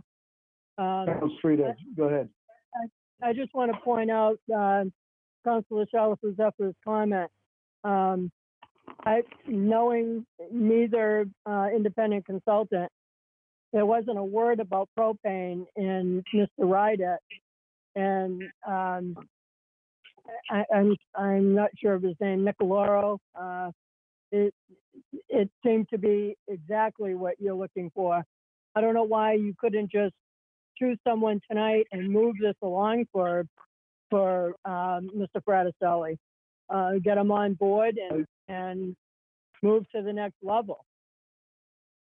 Yeah, I mean that was something that had occurred to me, Councilor Frida, but I also thought that I might be imposing, you know, my opinions a little too much. And again, you know, it's just a cumbersome process, you know, with the open meeting law restrictions and also the pandemic. I mean, you know, you go on and on, but I certainly appreciate that, and I can sympathize with that position. Councilor Frida, the conditions, do you have anything to add to those, or what's your feeling on those at this point? No, I'm good with those. Okay. Any other counselor with regard to the conditions have anything that they want to add or not add? Or Mr. Chairman, Councilor Angelo, if I may, I don't want to be a fly in the ointment, but I just want to throw this out there for consideration. I mean, number one, I don't want to be in a position where one of these gentlemen, you know, doesn't want to participate in an interview, and then we're held up again. Is there any way we could possibly set an interview up for not like after we advertise it legally, do it next week, special meeting, and that way there we can help the petitioner move this along, and at the same time have a peer review engineer doing his job so that he can prepare the summary report in a timely manner. Is that something that the council would consider? I mean, I certainly don't have a problem with that. I know I spoke to Mr. Nicoloro. He's available on the next meeting. I don't know, you know, I can certainly call and ask Councilor Cormier to call the other gentleman, and, you know, we can have a special meeting. I certainly don't have a problem with that. It is a busy time, and I would say, you know, I don't think shovels are going in the ground anytime soon, but I don't have a problem with a special meeting. I don't know how other people feel about that. Getting back to the, I just want to sort of stay on focus here. Does any counselor have any other issues with the conditions, or are we content to leave those in place and we'll take it up with the independent once that happens? Okay, hearing nobody, I think Councilor Cormier, you were going to chime in? Yeah, I was just going to say, I don't have an issue with having a meeting, a subcommittee meeting, or some kind of a meeting to get a quick interview from both of these gentlemen and pick someone and move along. So. Yeah, the problem, again, getting back to the cumbersome part of this is I don't believe I can have a subcommittee meeting while the public hearing is still open. Right. So, we're really stuck with either sticking with our regular meeting or calling a special meeting. Let me just go to the petitioner real quick. Mr. Fraticelli, we're doing the best we can here. Is there any need by you, if we have a meeting prior to our regularly scheduled meeting, is that going to make any more difference to you in your plans? Or if we just have it on our regularly scheduled meeting? Obviously, the sooner we get this approved, the better for me, because time is of the essence. All right. I mean, this license can be approved this evening with the conditions. You can approve it with conditions, because I can't move a step further without this license. And from all the conditions I've seen, I don't have an issue with any of them. So. Okay. And Councilman Dombrowski, this is Paul Foley, the petitioner's attorney. Yes. I think that to a certain extent, we're sort of flipping the process on its head. You aren't going to get a final set of plans from the petitioner at this stage, and that's not going to be brought forward until the license is issued, and then my client then moves forward with the fire department, with the plumbing inspector, and with the building department to the extent necessary. Those are the parties that are going to get the final plan. And I thought that what we were contemplating was getting an agent of the fire department in place that could review the plans per the code on behalf of the fire department. This is a section of the code that I had pointed out in a prior meeting. But then in addition, as a condition from the council, that information would then also be fed back to the council to make sure that these other conditions were met and that, essentially the project was safe and it was okay to go. I don't think that at any point in time this council is ever going to be able to put a stamp on a plan. That's not what can happen. So, it just seems to me like, by putting this person in place now and then having them review the plans, what they're reviewing are preliminary plans. They are not the full scale drawings that are going to eventually be submitted to the fire department and to the plumbing inspector. You're going to get a sense from this person as to the appropriateness of the plan being put in place, but you're certainly not going to get every single question answered.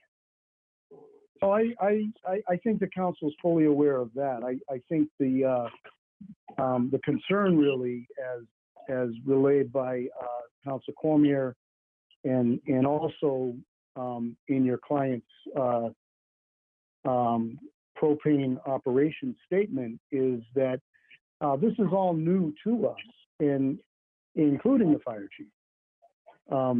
And so our major concern is finding an independent consultant that we are comfortable with.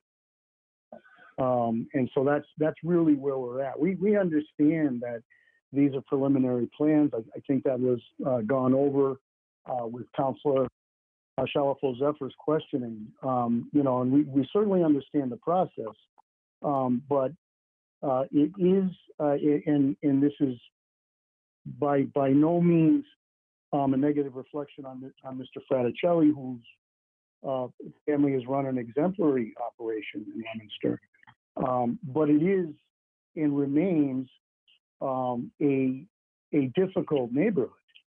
And so because of that, from my perspective, and I think it's been echoed by most of the councilors, the real need for us is to have an independent consultant that we're comfortable with, so that we can, if the council acts favorably on this petition, issue it with the conditions in place, and with the knowledge that we have an expert that our fire chief can turn to when he has questions or concerns, and that we can ensure that the plan is being designed properly and installed properly. So I think we do understand the process. Councilor Dombrowski, it's Paul Foley again.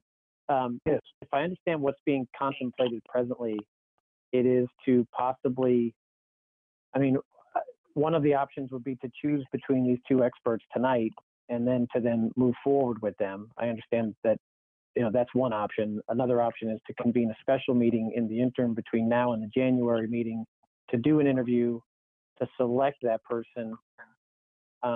Or the worst possible scenario here is to wait until the next meeting. I'm hopeful that at the January meeting, this expert will consult the plans, will be prepared to answer questions, and that hopefully at the January meeting, a vote would be taken. That is our plan. Or at least that's my intention. Okay. No doubt that is my intention.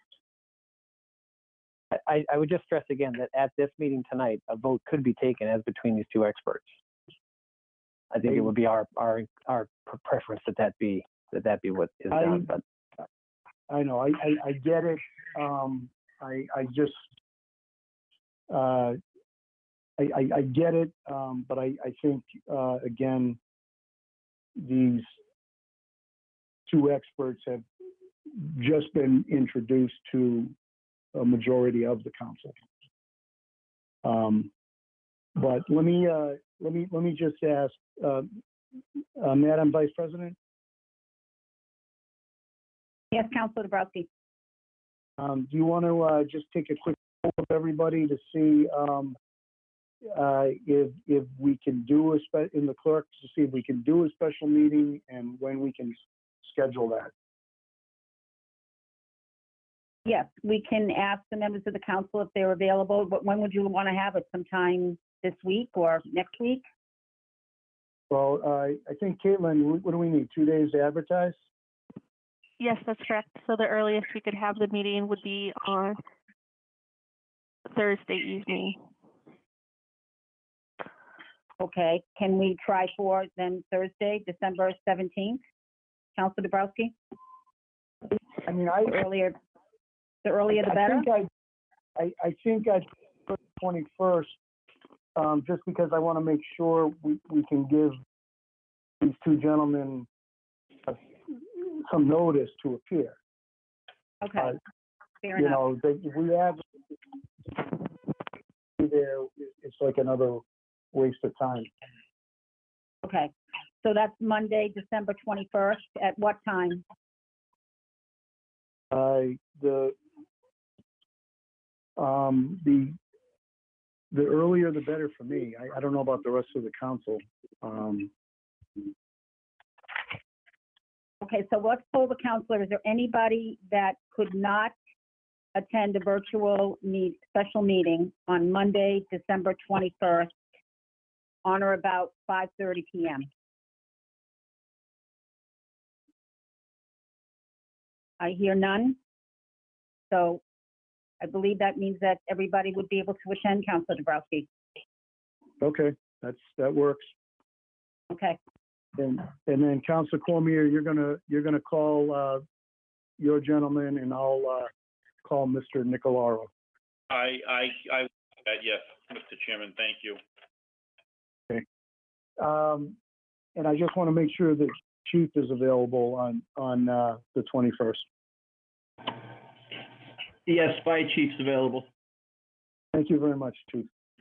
Okay, at this point, I'd like to go to the public. Is there any member of the public on the line that wishes to address the council either in favor of or against this petition? Yes, I would. Okay, ma'am, if you could just identify yourself with your name and address, and Yes. and then give us your point of view. Okay, this is Mary Ann Fraticelli, and I live at 41 Country Lane in Leominster. And we were the previous owner of the Fraticelli Oil Company for 45 years. My husband, Tom, and myself, and Stephen. And we want to offer Stephen support here. First of all, I want you to know that we own the 3 houses that abut the Fraticelli Oil Company on Litchfield Street. So those are our 3 properties. It's under the name of Lamar Realty, and we own those houses. We have no concern with what Stephen's going to do because we understand the propane business and what he's trying to do. As Councilor Frieden mentioned, we've been around for 88 years. You're talking Stephen's grandfather, his father, and himself. We put a lot into the community. We pay high property taxes. We pay the taxes on the trucks. We pay for a lot of things that the city has asked us to donate. We have supported local businesses by buying tires, truck parts, paper supplies, tools, and etc. I joined the company 45 years ago, and my main job was to take care of the insurance for the oil company. Because prior to that, I worked for a large insurance company in Pittsburgh that dealt in commercial accounts. I was flabbergasted when we built the plant because I said to myself, who is going to want to insure this plant that was just put up? Well, let me tell you that the insurance companies were banging at our doors to insure this beautiful oil plant that was put up by Bob Seppi, all wanting to insure it because they said they knew who Bob was, and they also knew that he was well known in the business and that anything that Bob built, they knew it was safe.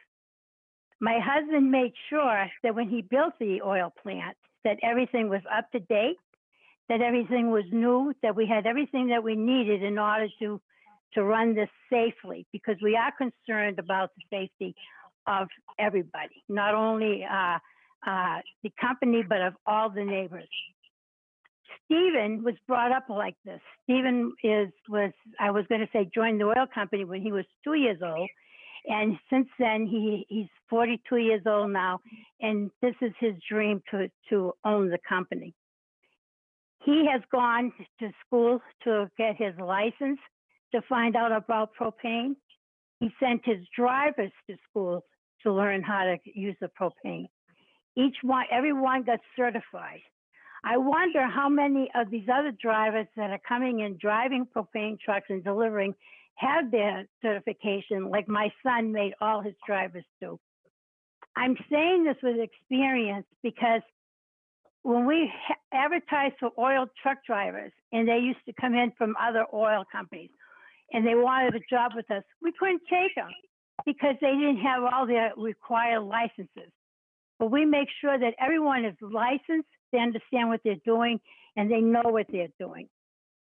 When my husband built the plant so many years ago, 20 years ago, he was so proud of it. I want you to realize what he did for the property down there. That property was a disaster. It was a junkyard. I don't know if you remember, it had the Kwanzaa hut on it. It was, and everybody on the street was horrified that we were going to come down there because they said it was going to look horrible. My husband planted every single one of those plants you see in the front. He beautified that property because he took pride in it. He wanted everyone to see what Fraticelli Oil was all about. He was concerned. He didn't want it to be an eyesore for the people. I can almost guarantee you that whatever Stephen is doing, he's doing with great knowledge. I know what he's going through. I feel sorry it's taking so long to have this done. He comes down our house every Friday and he talks to my husband about this. And my husband can't understand why it's taking so long. We know you want to be cautious. We understand that. We know this is new to you. We understand that. But we also hope that you can move along a little more quickly than you have been so that he can get this done. I thank you for your time. Okay, thank you very much, Mrs. Fatticelli. Those are some great points. Is there any other member of the public that's on the line wishes to address the council either in favor of or against this petition? Third and final time, is there any member of the public that's on the line that wishes to address in favor of or against this petition? Seeing none, I'll just go back to subcommittee real quick. I guess the recommendation is we're going to leave the public hearing open, and we're going to have a special meeting on December 21st, 5:30 p.m. And we will make every attempt to get the independents on the phone during that remote hearing. Is that your understanding, Councilor Zephyr? Yes, that is, yep. And Councilor Cormier? That is correct. Okay. Other members of the council, any parting thoughts, or can we close this hearing for tonight? Council Dabowski, this is Bob Seppi. Can I make a comment? Sure. I am a fire protection engineer. I've been so for a long time. I am familiar with Mr. Kozlowski because I am also a licensed sprinkler contractor, and his primary business is doing sprinkler systems, fire protection systems. I don't believe he has much experience at all in the propane business. And I know Mr. Nicoloro has primarily been in the gas business his whole life. So, hopefully you'll see that in the resumes and in your interview and choose accordingly. I think you should send them both. I think Mr. Nicoloro may already have the drawing I sent you people showing everything that has all the code issues identified for a conceptual drawing. And send that to both of them so they can speak on it when you have your special meeting. Yeah, I believe Ms. Nicoloro does have that. And I don't, and this has already been an issue, already mentioned. The reason of having your party reviewer primarily is to make sure that it gets built correctly and designed correctly, which is down the road. So as a condition to have a third party, that whoever you choose is what you're asking for. There's no need to go further on the vote, I think, for the approval. I mean, it's a condition that you're going to have someone that's going to review it and make sure it's done properly. It doesn't matter if it's which person, it's Kozlowski or Nicoloro. You should be able to vote tonight on the license expansion. Because that's what this is about, not about the design and having a third party review and make sure it's built correctly. This is just strictly to get license approval for the additional 150,000 gallons of propane storage. I appreciate that sentiment. Okay. So, Madam Vice President, at this time, I don't know if somebody's still talking. There's a lot of feedback. Mm-hmm. No, go ahead, Councilor Dabrowski. Yeah, at this time, I'd like to close the hearing for tonight and continue the public hearing to December 21st at 5:30. And, I see the light at the end of the tunnel. Thank you. Okay, that's fine. Thank you very much. Excuse me, this is Steve Fraticelli. Just want to kind of reiterate what Bob Seppi just stated. I really don't see why this can't go to vote this evening, given, and put stipulations in place that it's reviewed by a third party. I mean, I have no objections to that. And again, that's all you're doing is you're approving the license. You're not approving the facility. You're not approving anything else than letting me store propane on that facility. At least then I can start moving forward and get full plans drawn up and start getting things moving along. Because, regardless of who you end up hiring between those two firms, I mean, that person's going to be there throughout the project. There's really nothing. I just don't understand why it can't be voted favorably this evening. Mr. Chairman. I appreciate your position, Mr. Chairman, if I may. Sure. Okay. Since I'm on the committee and I recommended another name, I don't know about anybody else, but when I'm hiring somebody to work for me, I like to interview them. I haven't had a chance to speak to the other gentleman. I'm going to hire someone to work on behalf of the city as a decision maker for the city without interviewing them. I mean, who would hire somebody like that? I don't understand. I have a few questions I want to ask whoever we hire before we hire them. I mean, I don't understand. I guess you don't understand what I'm saying. I didn't say I object to you hiring somebody. You can hire whoever you want. You can put that as a stipulation tonight when you approve the license that a third-party engineer of your choosing will be overseeing this project. That's all you have to do is put that in there. Mr. Chairman, I'm sorry, I'm going to interject here. I think that we closed the hearing, so I don't think that we should be continuing with the discussion at this time. I agree. Thank you. I don't remember it being closed. Attorney Foley, did you happen to hear them saying it was closed? I think it's correct me if I'm wrong, Attorney Dombrowski, or Councilman Dombrowski, what you're saying is that this was a committee meeting, and as the committee chair, you moved to close the meeting, correct? It's a public hearing, and I moved to close it for the evening and continue it to December 21st at 5:30. There's no vote. And I appreciate your client's frustration. I really do.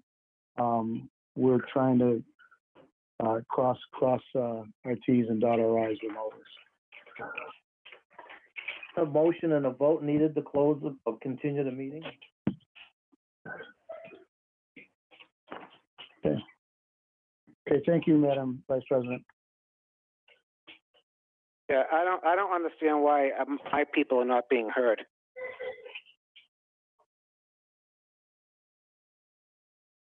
Hello?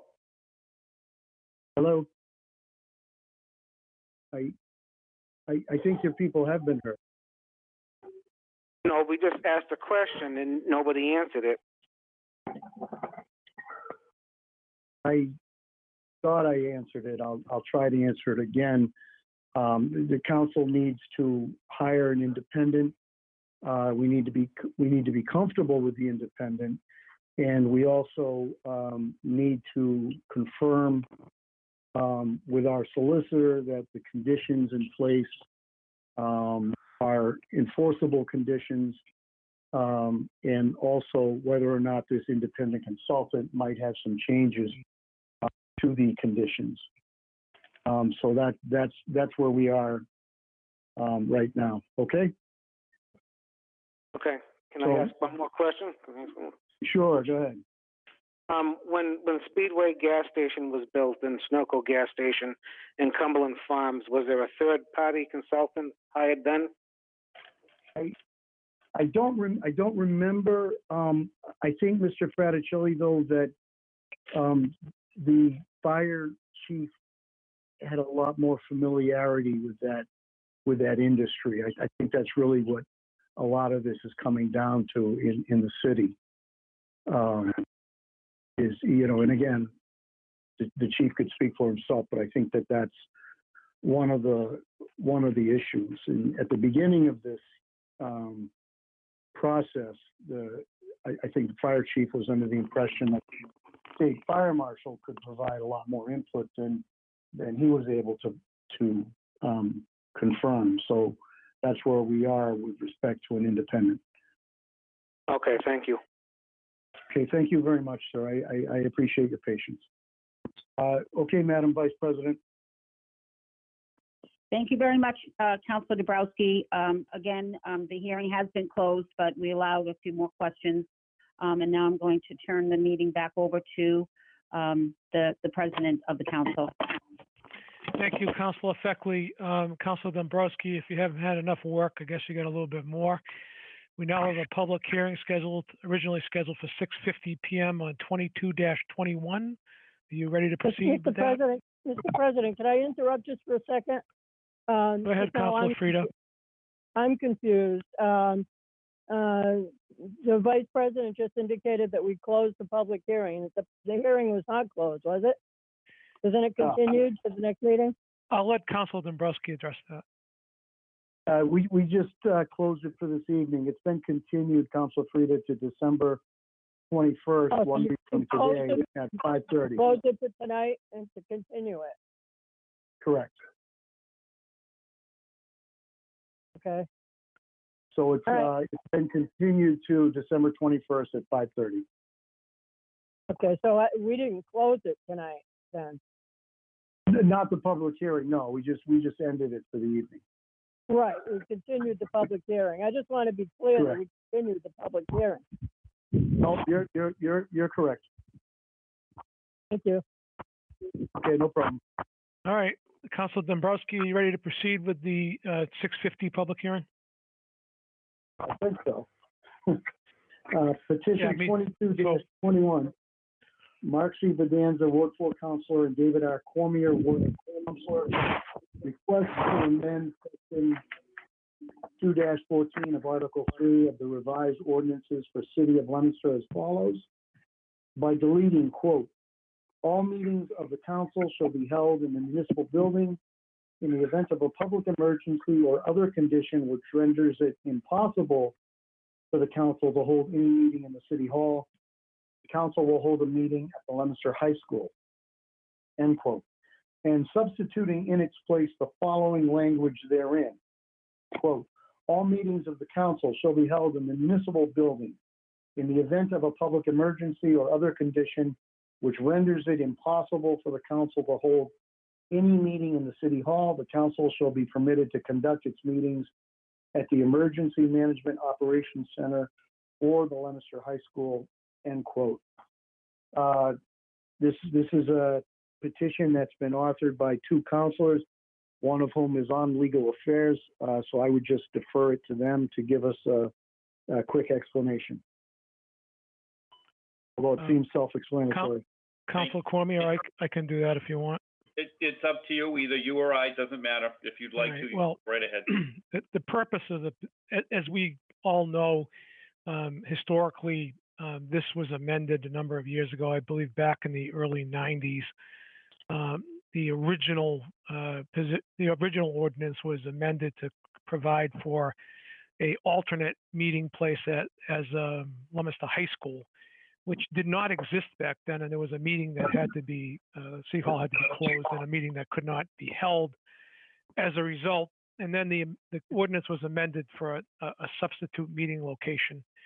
My co-petitioner and I believed that it would be appropriate to add as another alternative our Emergency Management Operations Center, given the fact that it is exactly designed for emergencies, whether they be storms, floods, what have you, not just pandemics, but other situations that could disable either the City Hall as a meeting place or the high school as a meeting place. And as many of you may know, we have invested a lot of money in that building. It's set up for that kind of thing. It is hoped that at some point when we can get back to a physical meeting, that might be the place where we start in the future potentially. Given the fact that we could probably practice more social distancing and things of that nature in that particular facility. and it's also already set up for broadcasting, et cetera. So it just seemed logical to have that as an option a bit above and beyond the high school, not just for now, but in the future. It could be 10 years from now, it could be 30 years from now, that particular building be an option for an emergency meeting to keep the city government operating in a time of crisis. So that's the basis of it. Okay. All right. So I don't have any questions. I think the petition is fairly straightforward and self-explanatory. Councilor Shalfo Zephyr, anything to add? Or? No, I understand the petition and I'm fine with it. Okay, and Councilor Cormier, anything to add? No, I'm good. Thank you very, very much. Okay, I'll go to the council as a whole. If anyone has any questions or comments. Okay. This is Councilor Frida. Oh, Councilor Frida, go ahead. You have the floor. Okay, thank you. I have a concern about the emergency management building. I understand the theory behind it, but if there was a major issue, there's no way that there's enough room in that amphitheater to accommodate a large crowd. I was here on the council when we had the issue at City Hall, which precipitated the changing of the ordinance to include the high school. So there'd be ample room for a number of people if it was necessary to have people that wanted to speak, that there'd be room for anybody who wanted to attend the meeting. I understand the emergency management building in times of a pandemic or any other issue that is a crisis. But right now we're in a crisis because the governor has declared it and the mayor has declared it. The open meeting law has been given an extension or given an exemption because of all of this. Once this is over, we're going to go back to the regular open meeting law. And that building will not, I don't believe that building would be adequate. My suggestion would be to send this to the city solicitor for an opinion and be sure that legally that would be appropriate to use that building. Unless there's already been an opinion rendered. I don't know. Okay. Councilor Bedanza or Councilor Cormier. I'll just say that if we, I'll just answer that by saying that if we weren't worried about a virus and a pandemic, which has another set of parameters, and we had to have a meeting because there was a flood or some other natural disaster that didn't require a social distancing. I've seen seminars given in that room with well over 50 or 60 attendees. So I see no problem with that room accommodating, that amphitheater accommodating, a significant crowd with respect to a regular city council meeting that was moved there, not as a result of the pandemic, but with respect to some other type of natural disaster. Okay. I've been there for a number of seminars as well, and I respectfully disagree with that. Count the seats, Councilor. If I could just jump in here. Any other councilor have any questions or comments? Councilor Nabrowski, this is Councilor Shalfo Zephyr. Yes, Councilor Zephyr. My understanding is that the Office of Emergency Management, they have live streaming cable access capacity, not only from the amphitheater, but I think also from the emergency, the conference room where the emergency management, has their FEMA meetings and things of that sort. So not only, I think the capacity is larger than that one room. I think there's plenty of other space there. So I'm not concerned really about, the capacity of the room. I'm more concerned about, the capabilities that we can provide access, to the public. Okay. If I may, Any other, Councilor Cormier, go ahead. yeah, it's Councilor Cormier. Just my thought behind this petition as well is, given the pandemic, there might come a day, we have a vaccine coming where, it's kind of going to be safe for us to gather again, but not still, sit, 2 feet apart. So I'm just thinking we can, maybe when we're transitioning back into in-person meetings, we won't be ready for our chambers, but we certainly could use this as an option that in the theater there, where we could all fit and still be distanced, but not, I find the auditorium at City Hall is just too echoey.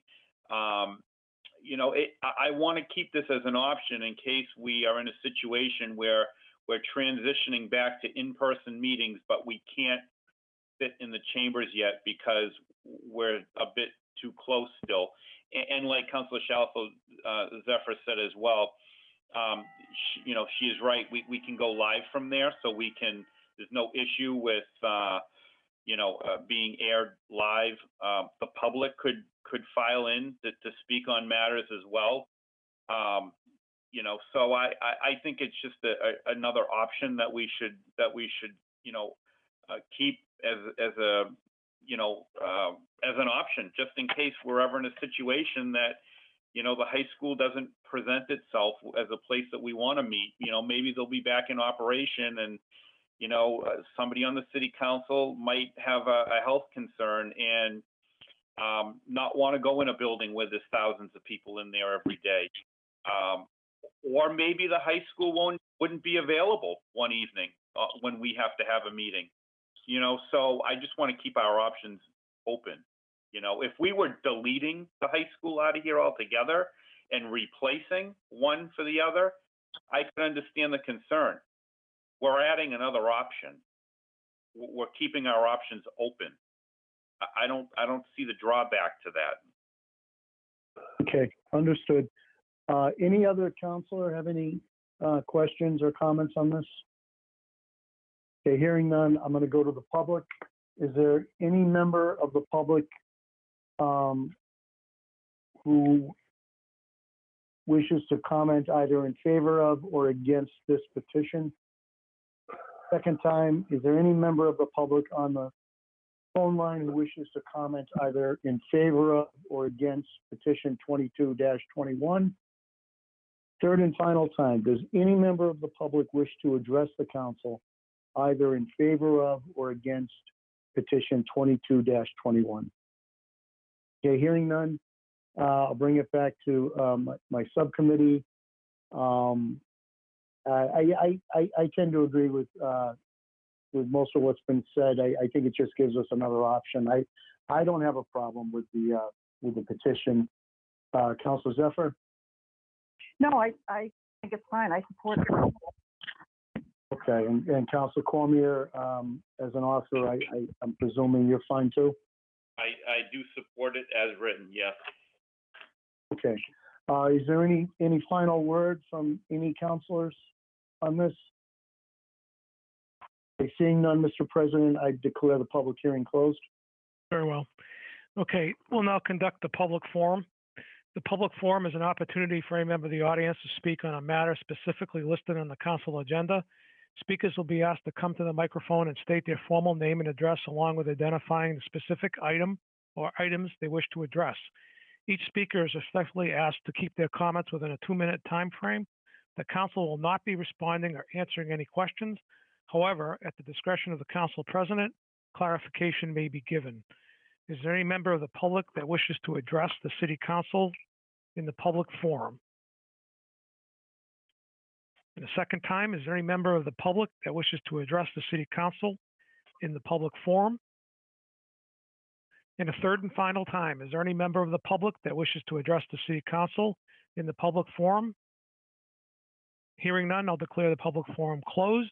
And we will go on to communications from the mayor, starting with appointments. A measure confirming the mayor's appointment of Christine Lacerda to the position of Cultural Commission, term to expire 4/15/2024.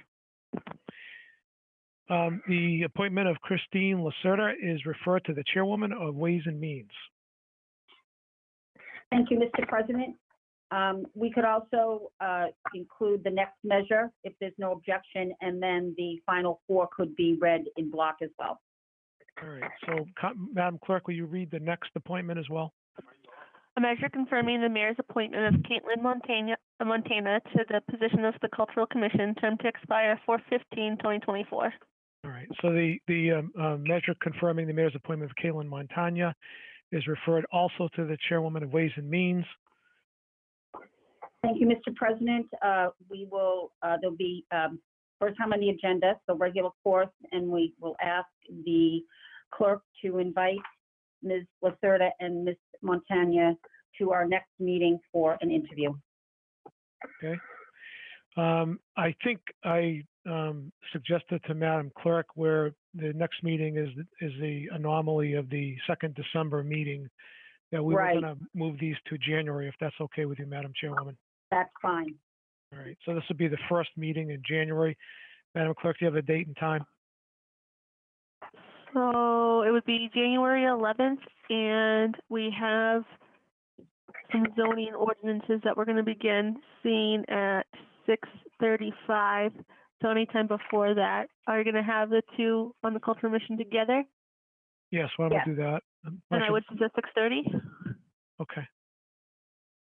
So the appointments of Kristen Lacerda and Caitlin Montagna are scheduled for January 11th, 2021 at 6:30 p.m. And now, Madam Clerk, if you want to read the next four measures for appointments. Okay. A measure confirming the mayor's appointment of Brian Harper to the position of the Office of Emergency Management, volunteer. A measure confirming the mayor's appointment of Joseph Kenny to the position of the Office of Emergency Management, volunteer.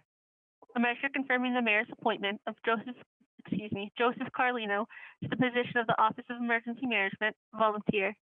A measure confirming the mayor's appointment of Alex Ostroff to the position of the Office of Emergency Management, volunteer. Very well. The measures confirming the appointment, the mayor's appointment of Brian Harper, Joseph Kenny, Joseph Carlino, and Alex Ostroff are all referred to the chairwoman of Ways and Means.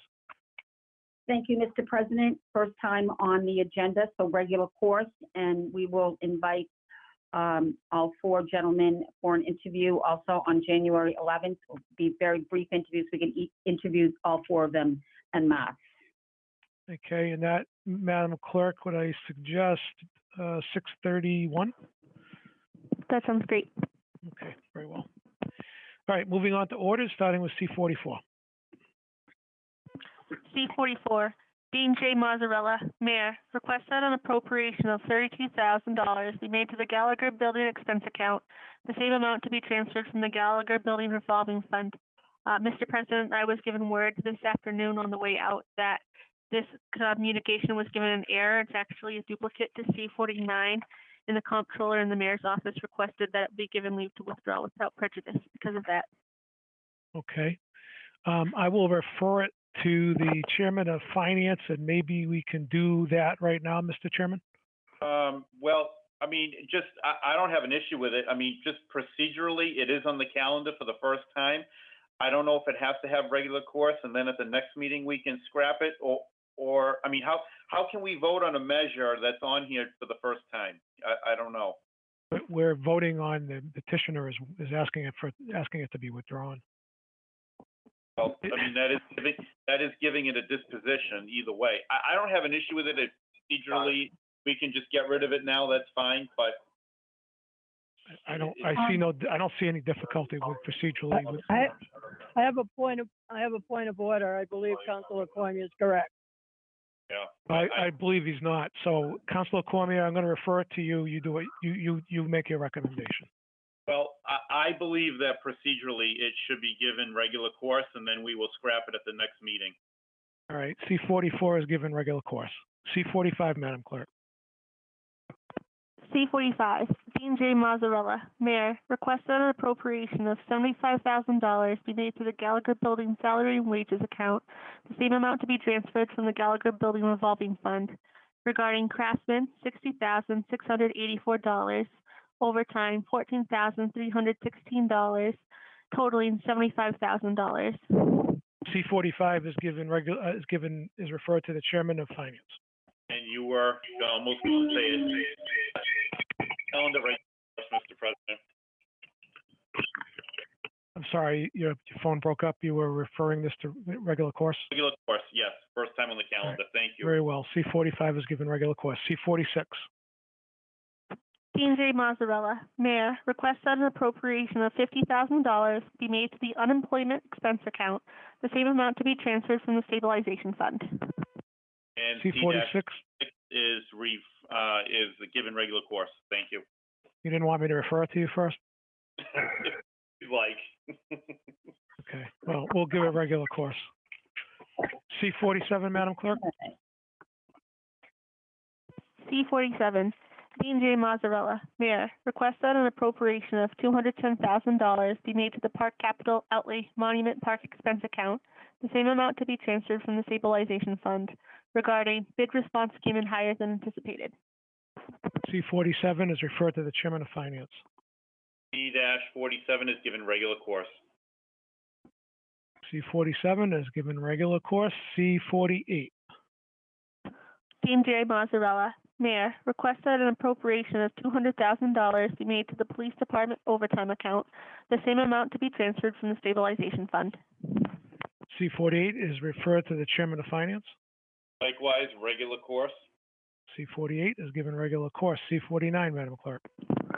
Dean J. Mazzarella, Mayor, request that an appropriation of $32,000 be made to the Gallagher Building Capital Outlay Expense account, the same amount to be transferred from the Gallagher Building Revolving Fund, regarding holding cell and restroom, renovation plans and construction oversight. C49 is referred to the Chairman of Finance. Regular course, Mr. President. Very well. C49 is given regular course. Matters before the City Council, starting with the City of Leominster Financial Report. Is the Chairman of Finance ready to report? Yes, Mr. President. We started the fiscal year on July 1, 2020 with $14,189,152.27. We have since added, by way of the free cash certification of FY19, as well as some interest, we've added $7,400,164.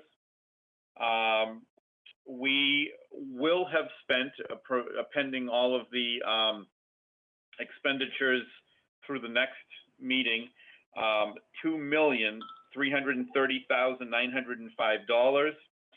That will leave us a balance of $19,274,550.46, and that is the financial report. Any questions, anyone?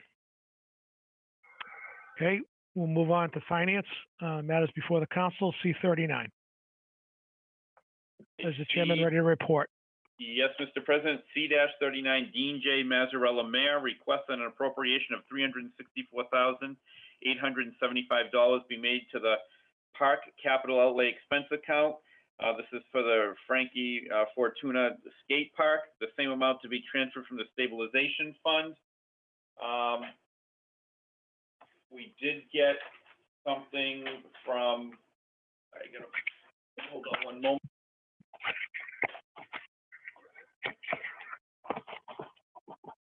I apologize. I'm got my papers a little out of order here. Give me one moment. A little better organized.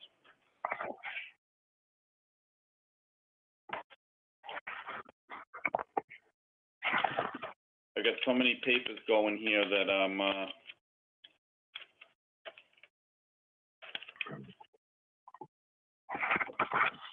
in the chambers. I'd ask Madam Clerk to hand it to me, but I'm not, so I got to find it. I can pull it up from the city website. Our whole packet's online right now, if you want. You know, it was with the order that I have here, and I was shuffling papers around, and I can't put my finger right on it.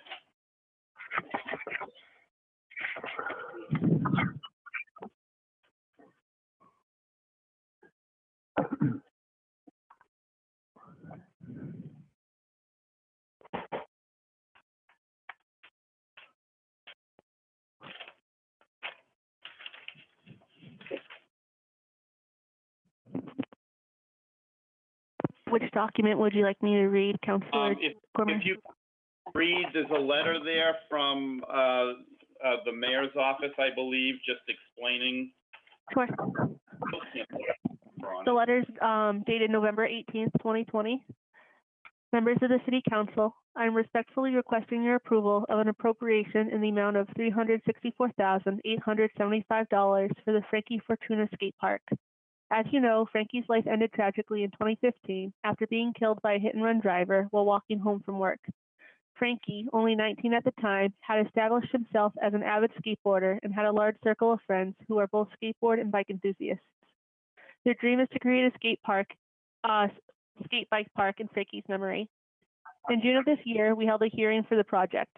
More people showed up in support than I've ever seen on a project of this type, and they provided a wealth of information to help us formulate the plan for the new skate bike park. The total cost of this project is $364,875. The city received a park grant in the amount of $248,115, 68% of the project cost, from the Executive Office of Energy and Environmental Affairs, and will be reimbursed at the completion of the project. The Friends of Frankie Fortuna have raised $15,000 toward the cost of the project and have continued to be committed to raising more in conjunction with the city before the project begins. The total cost of the city for the project is $101,760. I would appreciate your support of this appropriation. Thank you. Sincerely, Dean J. Mazzarella, Mayor. Thank you very much, Madam Clerk. I appreciate it. That's exactly what I was looking for. Basically, as everyone knows, in the letter it clearly explains we're getting grant money under the park grant, and this is customary. We've done park grants before. We have to put all the money up front, and then we get all the reimbursements back, and then there'll be a local cost at the end of the day, which at most is $116,760. I think it's a very small price to pay in a community with a $130 million budget. To have a park that is presentable and safe and certainly keeps kids occupied and hopefully out of trouble and doing the right things and enjoying the outdoors. I personally support this expenditure. I know Wendy Weeks has always worked very hard on attaining these grants for the city of Leominster. We otherwise possibly would not do a park like this, if we weren't getting grant money. So it certainly, these ideas come along, and it certainly pushes us with the grant money to get things done. So I'll ask you, Mr. President, to poll members of my committee, but it will be my position that we grant C-39. Thank you, Mr. Chairman. Councilor Pauline Cormier. I am 100% in agreement. Very well. And Councilor Angelini. Thank you. I would also like to recognize the hard work of Wendy Weeks and the Friends of Frankie Fortuna. Between them, over $263,000 toward this project. And the city's portion, I think, is extremely reasonable for the benefits that will be derived from this park for years to come. So I am supportive as well, Mr. President. Very well. You've heard the unanimous recommendation of the Finance Committee to grant C-39. Is there any further discussion? Hearing none, this will be by roll call. Councilor Frida? Yay. Councilor Dombrowski? Yay. Councilor Shalafo Zephyr? Yay. Councilor Feckley? Yay. Councilor Angelini? Yay.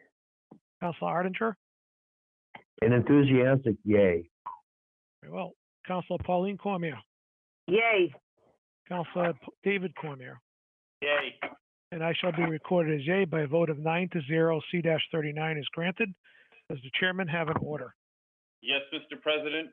Order that the sum of $364,875 be appropriated to the Park Capital Outlay Expense Account, Frankie Fortuna Skate Park. The same amount to be transferred from the Stabilization Fund. This is regarding the full funding of the Frankie Fortuna Skate Park project Total cost $364,875. Park grant $248,115, and then the local cost of $116,760. Move for the adoption of the order. You've heard the request for the adoption of the order. Is there any further discussion? Hearing none, all those in favor of adopting the order, please say aye. Aye. Aye. Anyone opposed? The order is adopted by a vote of 9-0. Moving on to C41, does the chairman have a report? Yes, Mr. President, C-41, Dean J. Mazzarella, Mayor, requests that the annual tax classification hearing be scheduled for December 14th, 2020, for the purpose of setting the annual factor used for fiscal year 2021. We had a hearing this evening. As always, the honors, they do a great job up there in the assessor's office. You know, every year they give us this book. It's pretty self-explanatory. Maybe I've just done it. You know, this is my 11th time now or whatever, 12th time. Maybe it just gets easier, but I always thought it was pretty self-explanatory. And they do a wonderful job. We had a great hearing, and I think it's quite clear that we need to take their recommendations. We need to use a factor of 1 with no open space discount, no small commercial exemption, and no on the residential exemption, as was indicated to us by Mr. Connors. That would be my position, is that we grant C-41 with the factor of 1 and those 3 exemptions that those 3 no's on those exemptions that I just mentioned, and I'll ask you to check with members of my committee. Very well. Councilor Cormier? I agree. Cormier, and Councilor Angelini? I'm in agreement as well. Very well. You've heard the unanimous recommendation of the Finance Committee to grant C-41 and thereby adopt a factor of 1 and no's on residential tax exemption, no on open space discount, and no on small commercial exemption. Is there any further discussion? Yes, Mr. President. Yes, Councilor Frida. I just want to continue to point out, I absolutely agree with the factor of 1. We've had a factor of 1 in Leominster for years and years and years, and it's the best for us. But also, back in December, when these values were looked at, we knew what kind of situation we were coming up against. We knew the mall was in trouble. When you have a factor of 1, and you have commercial, industrial, and there's no other place to go except the residential to make up for that. We should have looked at the budget more closely. When I talked to the assessor this morning, I pointed out that $71 difference. You know, the average rate would have increased $170 some odd dollars. If we had just reduced the $6 million in OPEB that I had argued about at the finance meeting that night, we had reduced it in half. We could possibly not be looking at any increase or a very minimal increase for the public. This is a year we were way ahead of the game. We should have very closely looked at that. Is why I voted against the budget. And I just think we did a little bit of a disservice to the public on this one. Thank you. My memory for clarification at the time of the budget was we were discussing, or there was suggestions to use stabilization account for additional school funding, not for tax relief. We had a discussion about schools, but I also made it very clear about the $6 million that was being put in for stabilization, for OPEB. So that was a discussion. Any other discussion? Yeah, Mr. President, if I may. Councilor Cormier? Yeah, I always like to point out, you know, it's been pointed out many times in the past that, the big discussion is really about the budget. You know, we're not, when we vote on this classification, we vote on this in December and then people get their tax bill in January, they think we just did something to raise their taxes. And, that whole debate happened, in June. And so, that's what has a whole effect on, tax increases. So, I don't even know why we're talking about tax increases right now and the budget.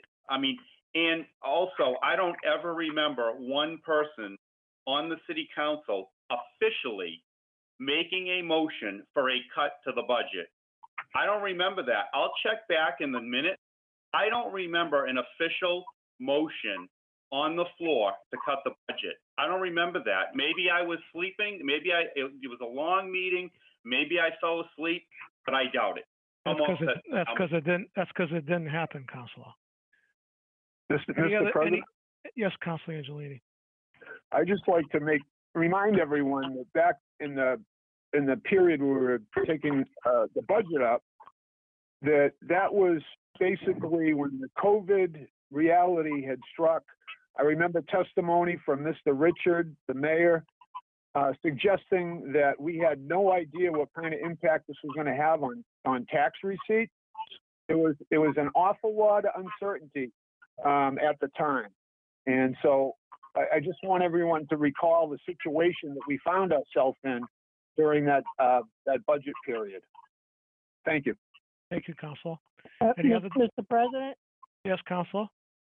Also on that, the letter that came with that budget, the mayor clearly indicated he was suggested to raise the taxes to the 1863, or whatever the number is, $18 and some odd. I think it's 63. It's 13 cents, Councilor, just for clarification. It's 1813. Okay. All right, so the $18 is what's key. So we knew at that meeting that with the budget hearings that the proposal was to increase the taxes. So we had a pretty good idea that was going to happen, and we did have that discussion. Did I make a motion to cut the budget? No, I did not. But if we didn't have a heated enough discussion to talk about it, we had some pretty nasty meetings, and we should have had more discussion on it. Thank you. Anybody else? Mr. President, this is Councilor Feckley. I just wanted to, as my device had failed me during the hearing, I just wanted to echo what a lot of people say, that Mr. Connor and his group did a tremendous job of explaining everything to us. I don't know if it's because I've heard it more than once, but it just seemed to be very, very plain and clear. And I also just wanted to bring up something that he mentioned, I believe in the Sentinel and Enterprise article today, that there's been a trend of people moving into Leominster from the more urban areas. So I'm hoping that continues, and that's maybe a bright spot in an otherwise, difficult time. So that would certainly add to our tax rolls. But I will be supporting the recommendation this evening. Thank you. Thank you, Councilor. Anybody else? Okay, hearing none, this will be by roll call. Councilor Frida? Yay. Councilor Dombrowski? Yay. Councilor Shalfo Zephyr? Yay. Councilor Feckley? Yay. Councilor Angelini? Yay. Councilor Ardinger? Yay. Councilor Pauline Cormier? Yay. Councilor David Cormier? Yay. That shall be recorded as yay by a vote of 9-0. C41 is passed for a factor of 1 with a no on all 3 exemptions: residential exemption, open space discount, small commercial exemption. Okay, moving on to 17-21 in the legal affairs section of the agenda. Is the chairman of legal affairs ready to report? Oh, excuse me. Pardon me. I neglect. I'm going to ask the vice president to take care of 17-21. I have recused myself on that one. Yes. Thank you, Mr. President. 1721 is referred to the chairman of legal affairs. Thank you, Madam Vice President. Petition 17-21, Stephen Fraticelli of Fraticelli Oil Company, Inc. Request to amend flammable liquid license from 335,000 gallons to actually 515,000 gallons of flammable liquids at 239 Litchfield Street as amended. We had a public hearing this evening. That public hearing's been continued to December 21st at 5:30. And the hope is that we'll have our independent consultant solidified and we can move on from there. The recommendation is further time. All right, thank you. Thank you, Chairman. You've heard the recommendation. You're going to poll your committee? You want me to poll your committee? I think they were in agreement at the public hearing, but it doesn't hurt to poll them if you like. Okay. Councilor Shalfo Zephyr? I agree with that. And Councilor Cormier? I also agree with that. Okay, so you've heard the unanimous recommendation of the Legal Affairs Committee to give 1721 further time with a special meeting to be held on December 21st at 5:30. Is there any discussion? Yeah, Hearing none. This is Councilor Yes. Frida. Yes, Councilor Frida, go ahead. 3 months. I just think that this is, I understand there were a lot of concerns. I have them too. I was involved the first time that this business was expanded. Things were done. Every request that came from the neighborhood and from the meetings was carried out, as Mary Ann Fraticelli mentioned in the public comment, the things that were done back in at that time frame. But this could have been, these questions could have been asked. These questions could have, the answers could have come sooner if they had been asked sooner. It shouldn't be taking 3 months to do this, because it's not even, again, it's just a storage. The fire chief can shut it down. The building inspector can shut it down. We're not responsible for the building, just the additional storage. So I think tonight it could have been, looking at 2 resumes, it was very easy to see which one was the qualified candidate to service this. And it could have been done tonight for Mr. Fraticelli to be moving on with his plans for the next level. The family's been in business for a long time. That was mentioned more than once. I've never heard a complaint, but it would be a shame if, because of all of this and he misses his timeline, that he goes out of the city to do this at some point, which might be his only alternative. So, I'm not going to support further time tonight. I think we could have voted with all the conditions and then some if we needed to. So I'm not going to support further time. Okay, any other discussion? Yes, Madam. Councilor. Matt? Yes. Okay, Councilor David Cormier, I think I heard you first. Thank you very much. With all due respect,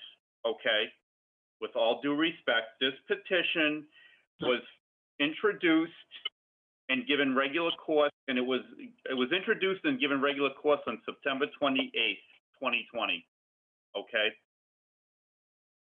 All the maps that I have here are dated like November 3rd, November 5th. Like for 2 meetings, we asked for maps. I mean, we just got some of this information. So, I mean, I don't want to start. I want to give somebody a fair hearing. That's what I want to do, and I don't want to start pointing fingers at who's holding who up.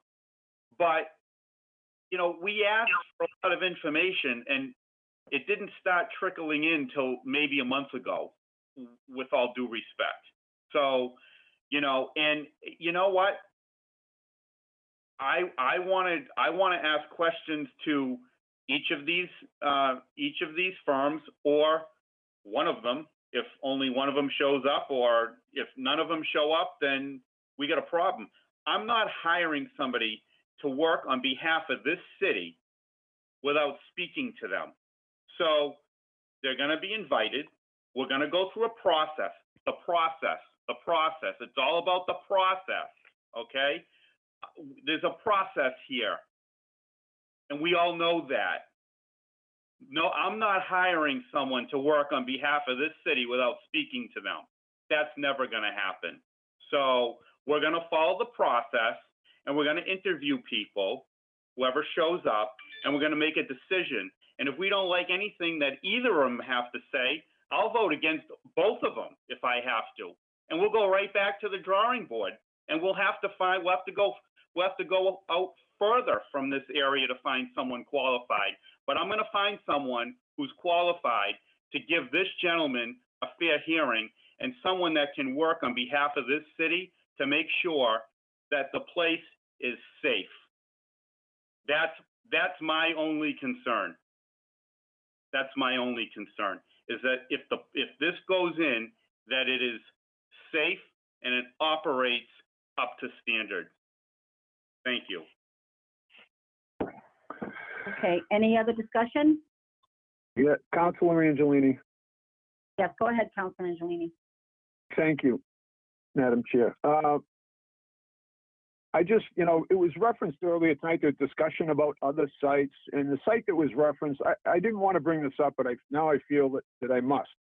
But the site that was referenced in Sterling is an industrial park. It's not in a neighborhood, which is significant.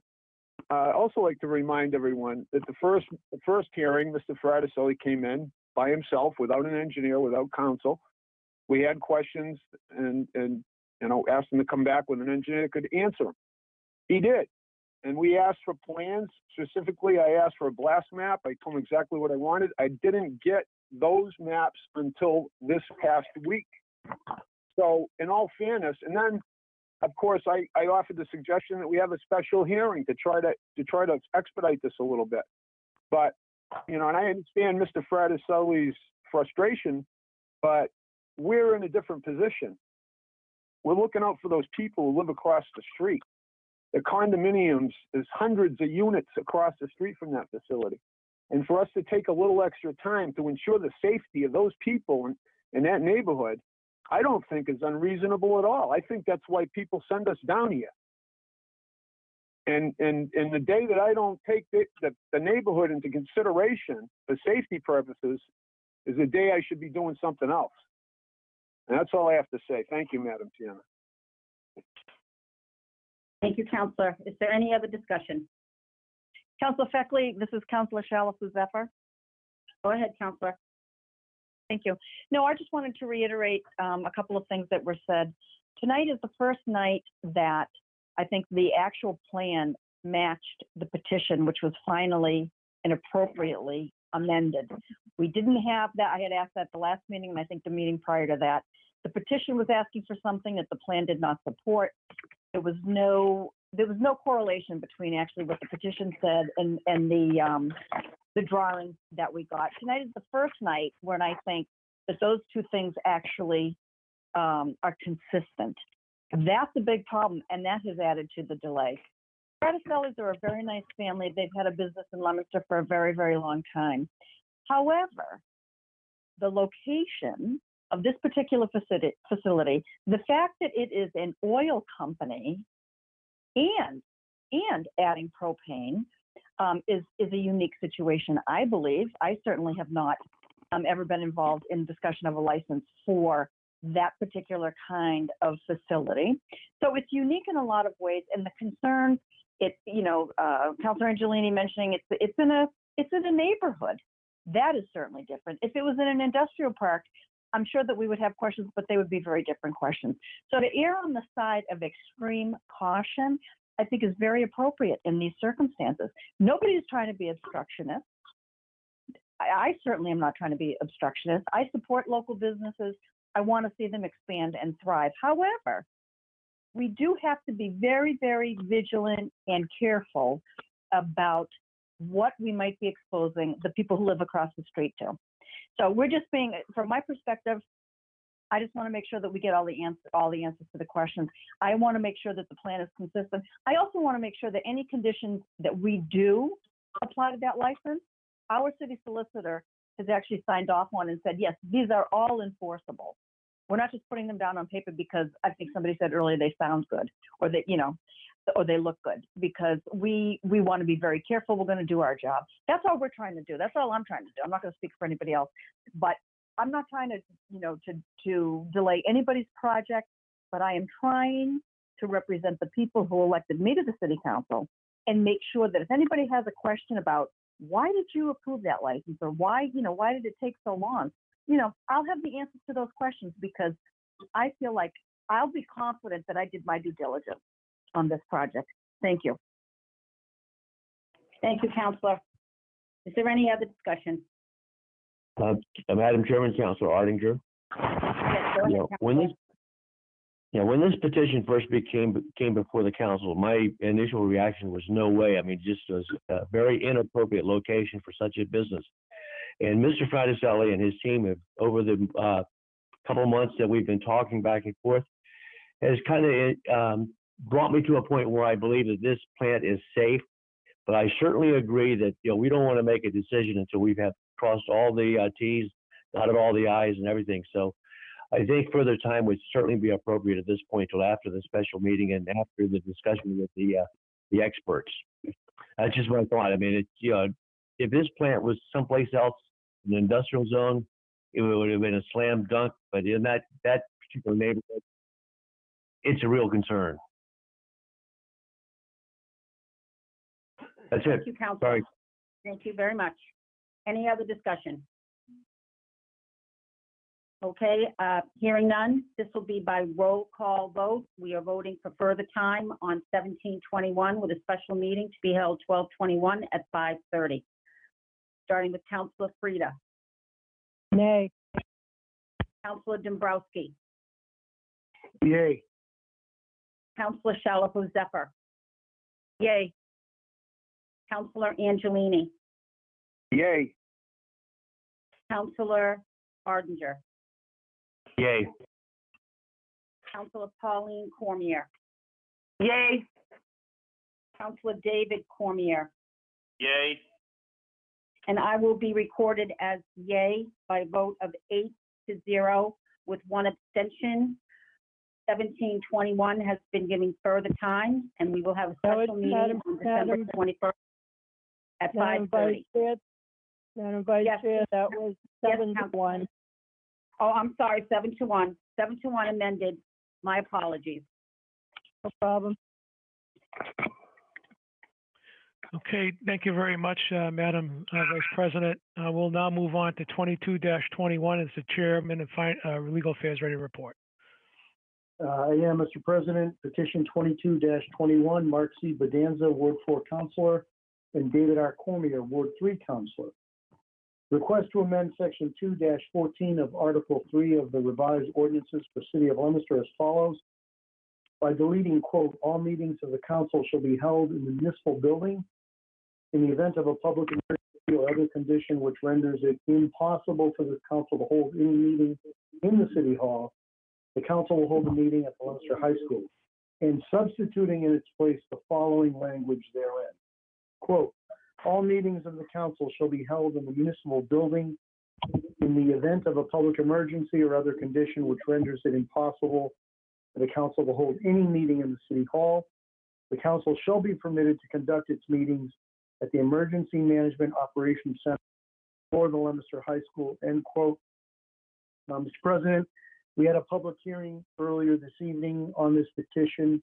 At the conclusion of that public hearing, the Legal Affairs Committee unanimously recommended that petition 22-21 be approved. Very well. Thank you, Mr. Chairman. You've heard the unanimous recommendation of the Legal Affairs Committee to grant 22-21. Is there any further discussion? Yes, Mr. President. Yes, Councilor. Councilor Frida. I don't have an issue with this. I'm just concerned that it's not going to satisfy the open meeting law. Is there any chance that the chairman would change his recommendation a further time and get an opinion from the city solicitor, just to be sure? The recommendation is before the council. Okay, so you won't even consider him changing it? It is a procedure to follow. What we're discussing now is his recommendation. You're right, there is a procedure, and more than once we've changed. That's okay, I get it. All right. Do you have something else you want to add, Counselor? Nope, I'm fine. Okay, thank you very much. Is there any other discussion? This will be by roll call vote. Counselor Frida? Nay. Counselor Dombrowski? Yay. Counselor Shalfo Zephyr? Yay. Counselor Feckley? Yay. Counselor Angelini? Yay. Counselor Ardinger? Yay. Counselor Pauline Cormier? Yay. Counselor David Cormier? Yay. I shall be recorded as yay by a vote of 8 to 1. 22-21 is granted. Moving on to 25-21. Is the chairman ready to report? Yes, Mr. President, I am. Unless there's an objection, I'd like to take 25-21 through 28-21 in block. There is no objection to that, Counselor. Petition 25-21, Elizabeth Wood, Economic Development and Planning Director, request to amend the zoning ordinance pertaining to home occupations. Petition 26-21, Elizabeth Wood, Economic Development and Planning Director, request to amend the zoning ordinance pertaining to lot frontage and adding a definition for paper streets.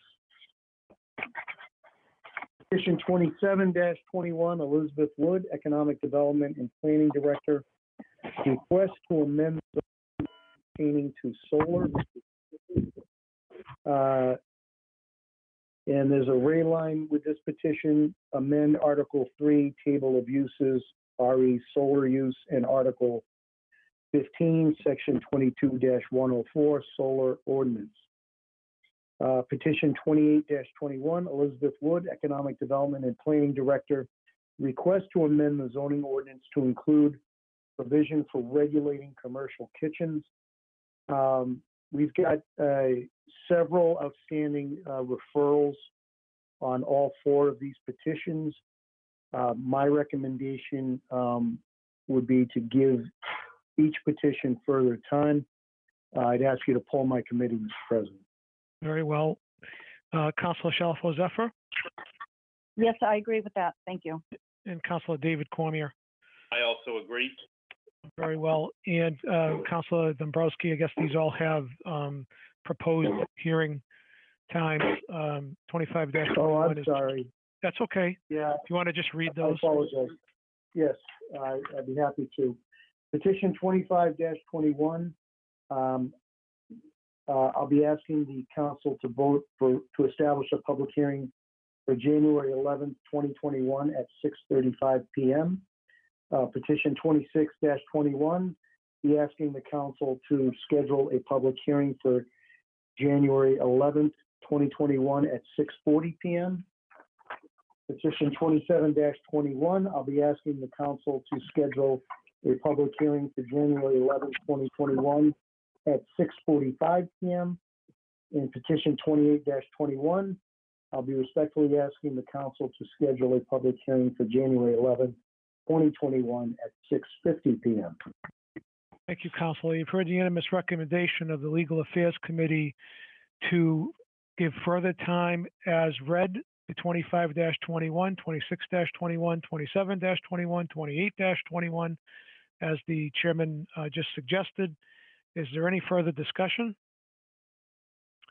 Hearing none, all those in favor of granting further time as the chairman of Legal Affairs just read, please say aye.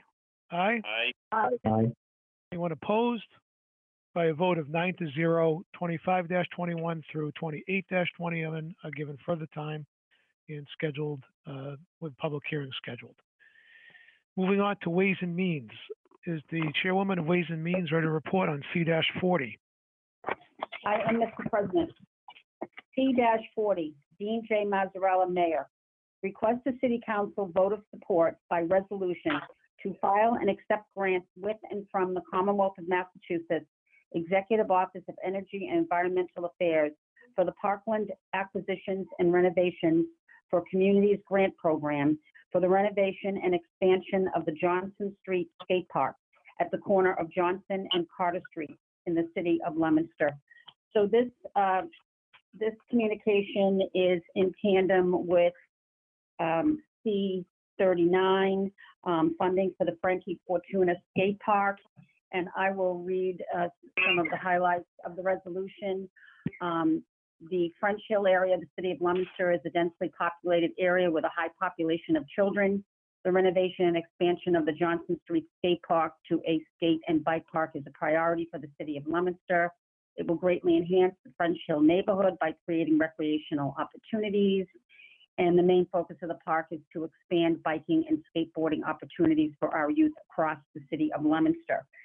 So previously in our meeting, we approved the local cost of $116,760. The park grant, which will be relegated to the city after its completion, is a total of $248,115. And the mayor is asking for a resolution to file and accept the grants with the Commonwealth of Massachusetts Executive Office of Energy and Environmental Affairs. So my recommendation would be to support this resolution, and I would ask you to poll my committee. Very well. Councilor Frida I agree with that. and Councilor Dombrowski. I likewise agree. All right, you're in the unanimous recommendation of the Ways and Means Committee to grant C-40. Is there any further discussion? Hearing none, this will be by roll call. Councilor Frida, Yay. Councilor Dombrowski, Yay. Councilor Shalfo Zephyr, Yay. Councilor Feckley, Yay. Councilor Angelini, Yay. Councilor Ardinger, Yay. Councilor Pauline Cormier, Yay. Councilor David Cormier, Yay. and I shall be recorded as yay by a vote of 9-0. C-40 is granted. C-42 is the chairwoman ready to report. I am, Mr. President. C-42, Dean J. Mazzarella, Mayor, requests that the City Council vote of support by resolution for Guardian Angel Senior Services located at 29 Main Street in Leominster, Massachusetts. We had received a communication from the mayor on November 19th asking for the support by resolution, and at the last meeting, we gave a regular course and asked the principals of Guardian Angel Senior Services to attend this meeting. Are the principals available? Madam Clerk, will the principals going to be attending this meeting this evening? They are supposed to be on the line, yes. Okay. And I do want to mention that this is regarding a tax incentive financing agreement that are known as TIP. Can ask again if the principals of Guardian Angel Senior Services are on the line.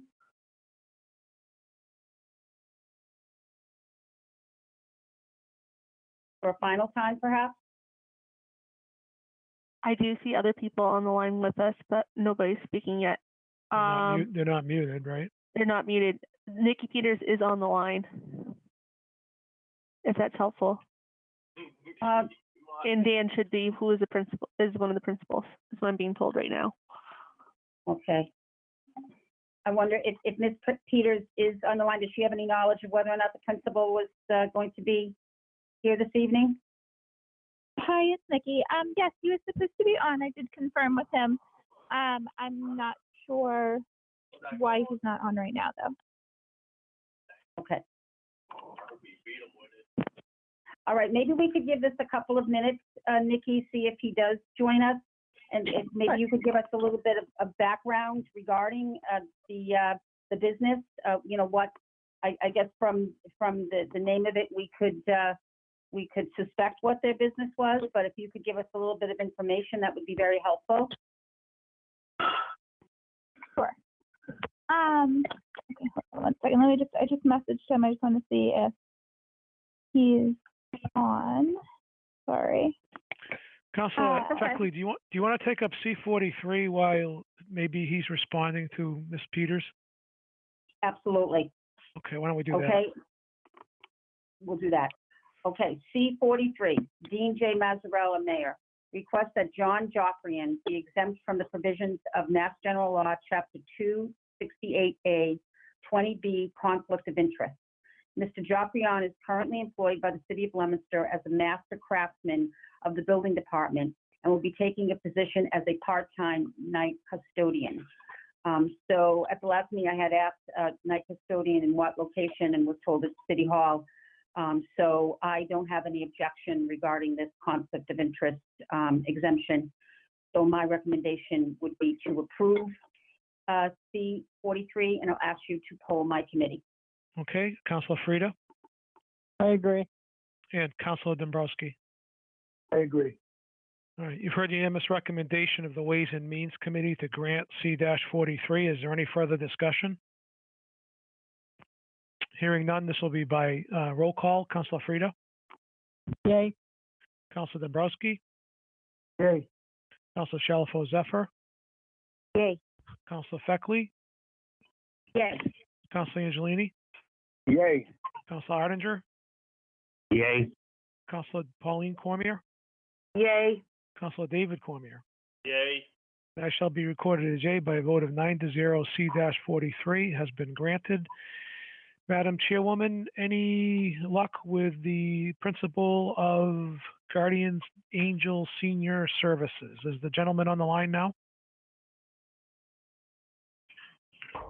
Ms. Peters, did he respond? He did not respond. I can speak a little bit about it, though, if you'd like, and then if you want to, hopefully he can hop on, but if not, we could always go from there. All right, I'll leave that to the Chairwoman of Ways and Means to handle. How's that? Okay, I think at this point, perhaps what we'll do, because we would want to have a discussion with him in any event, is give this communication further time. We perhaps could have it, will this be up to the president on the agenda? I know we want to have a light agenda, but maybe we could have it on the agenda for the next meeting. Well, we're going to get pretty jammed up for the 11th, that's for sure. I was trying to keep the 28th as light as possible. I know, yeah. I mean, I would go either way. It would be up to you. We could, I don't know how the council, I'll let anybody chime in that wants to, I suppose we could piggyback it on Monday on the special meeting agenda. Does anybody? That would be acceptable. Anybody have an objection to that? All right. I don't expect that it will be a long, it would be a long, why don't we give, I don't really want to put it on the 28th, frankly. So why don't we, if you want to suggest piggybacking it on the meeting for next Monday, why don't we do that? Okay. Yeah, I think that makes sense. And as you, just so the council know, I don't expect that it would be a long interview, just some information regarding it. I think that the tip is very clear, but we do need to interview the gentleman. So yes, so my recommendation would be further time, and that we would hear this communication on Monday, December 21st during our special meeting, and I'll ask you to poll my committee. Very well. I'll check with Councilor Frida. I support that. And Councilor Dombrowski. That's fine. Okay, very well. You've heard the unanimous recommendation of the Ways and Means Committee to grant C-42 further time to the 21st of December. Do you have a time, Madam Clerk? It's not a public hearing, but if you want to give it a specific time on the agenda, based off of what we already have on there, maybe 5:45. So, or do you think you need more time? Mr.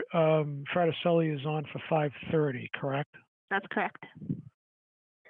Anybody have an objection to going earlier with the meeting? I know some people may have work conflicts, and I don't want to interfere with anybody's work. But I thought maybe we could do it at 5:15. Any objection by anyone to that? No objection here. All right. So the suggestion is further time on C-42 to 12/21 at 5:15. All those in favor, please say aye. Aye. Aye. Aye. Anyone opposed? By a vote of 9-0, C-42 is given further time to 12/21 of this year at 5:15 p.m. And Ms. Peters, I'm sure you will notify the principal. Yes, I will. Thank you very much. Thank you. Thank you, Nikki. Thank you. No problem. Madam Chairwoman, are you ready to report on 23-21? I am, Mr. President, 2321, Caitlin Huffman, City Clerk, request to accept a resolution authorizing a policy regarding electioneering during absentee voting for the 2021 municipal elections. So this is basically a policy that the City Clerk would like in place where the Commonwealth of Massachusetts already has a general law, Chapter 54, Section 65, regarding electioneering within 150 feet of the entrance of polling places. And this would include the same 150-foot rule during in-person absentee voting. So certainly I would be in support of that. And I'm just going to ask if the city clerk has anything else she wants to add. You hit it on the head pretty well. We've been doing this since I started. It's just that there's no state law governing electioneering during absentee voting or early voting for elections. And so the state recommends that we have a policy in place. That's why we put one in, so that way we continue to stay a non-biased, neutral entity when people come in to vote over the counter if they can't make it in on election day. Okay, thank you very much. So my recommendation would be to accept the resolution, and I'll ask you to poll my committee. Very well. Councilor Frida I agree with that. and Councilor Dombrowski. I agree. You heard the unanimous recommendation of the Ways and Means Committee to grant 23-21. Is there any further discussion? Hearing none, this will be by roll call vote. Councilor Frida, Yay. Councilor Dombrowski, Yay. Councilor Shalfo Zephyr, Yay. Councilor Feckley, Yay. Councilor Angelini, Yay. Councilor Ottinger, Yay. and Councilor Pauline Cormier, Yay. and Councilor David Cormier. Yay. And I will be recorded as yay by a vote of 9-0. 23-21 is passed. Moving on to 24-21, does the chairwoman have a report? I do, Mr. President. 2421, Caitlin Huffman, City Clerk. Request to accept the attached election schedule and set September 21st, 2021 as the date for the preliminary election to be held for the purpose of nominating candidates for citywide office. This is the sixth Tuesday preceding the regular city election, which will be held on November 2nd, 2021. And my recommendation would be to accept the election schedule, and I'll ask you to poll my committee. Yes, Councilor Frida I agree. and Councilor Dombrowski. I agree. You've heard the unanimous recommendation of the Ways and Means Committee to grant 24-21. Is there any further discussion? Hearing none, this will be by roll call. Councilor Frida, Yay. Councilor Dombrowski, Yay. Councilor Shalfo Zephyr, Yay.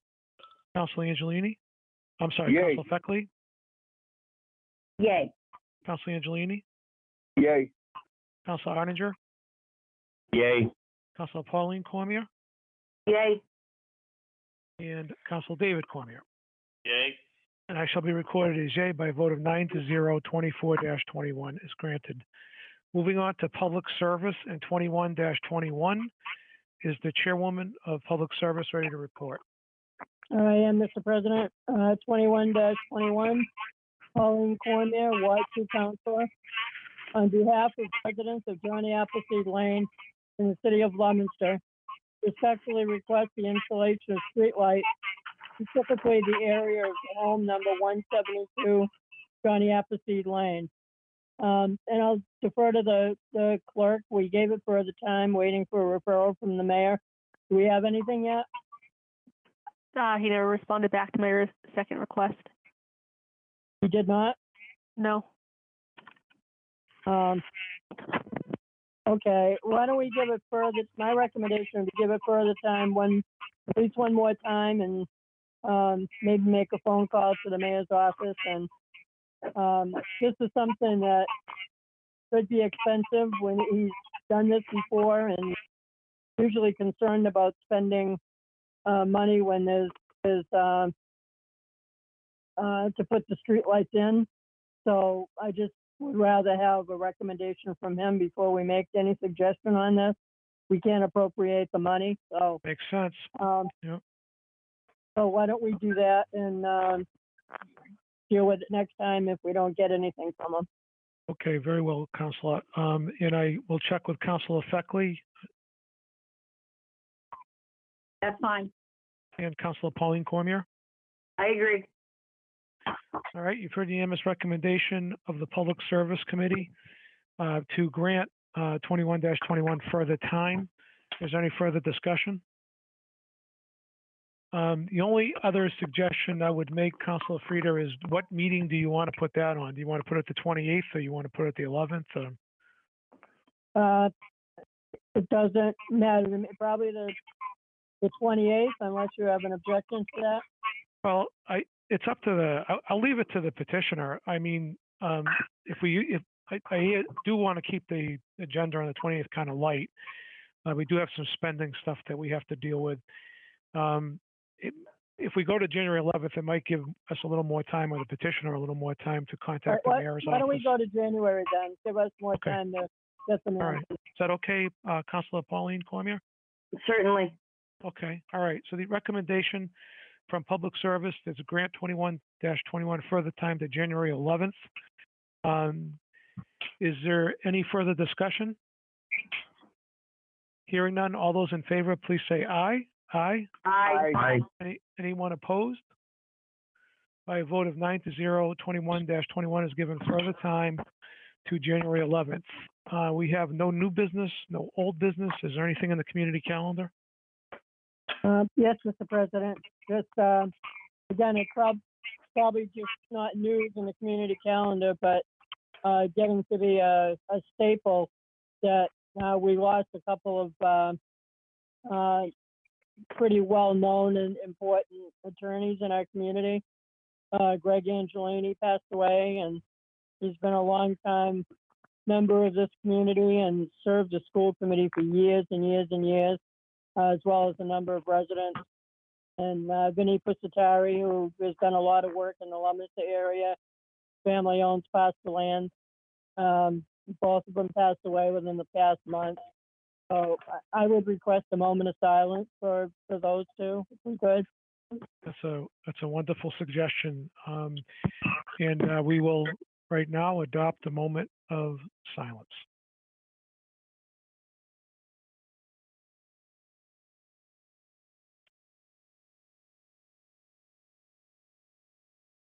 Thank you, Councilors. Councilor Frieder, is there anything else you had to add with respect to that matter? That was it. Thank you.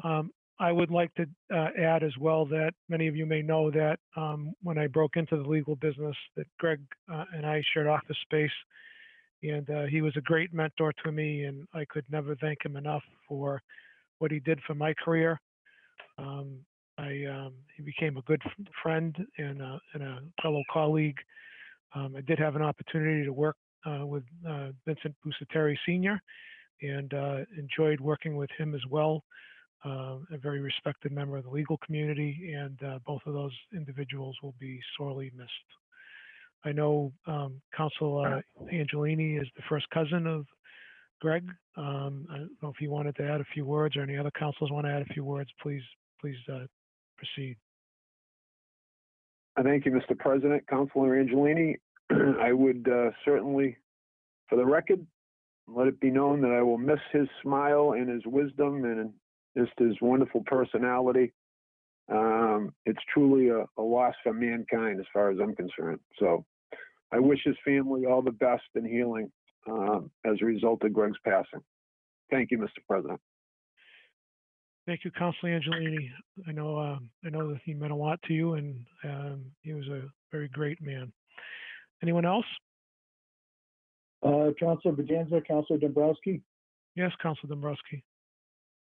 I had the pleasure of knowing Attorney Angelini for many years as well, and I can echo all of those comments and just add what a kind and gracious person he was, and that he will indeed be missed.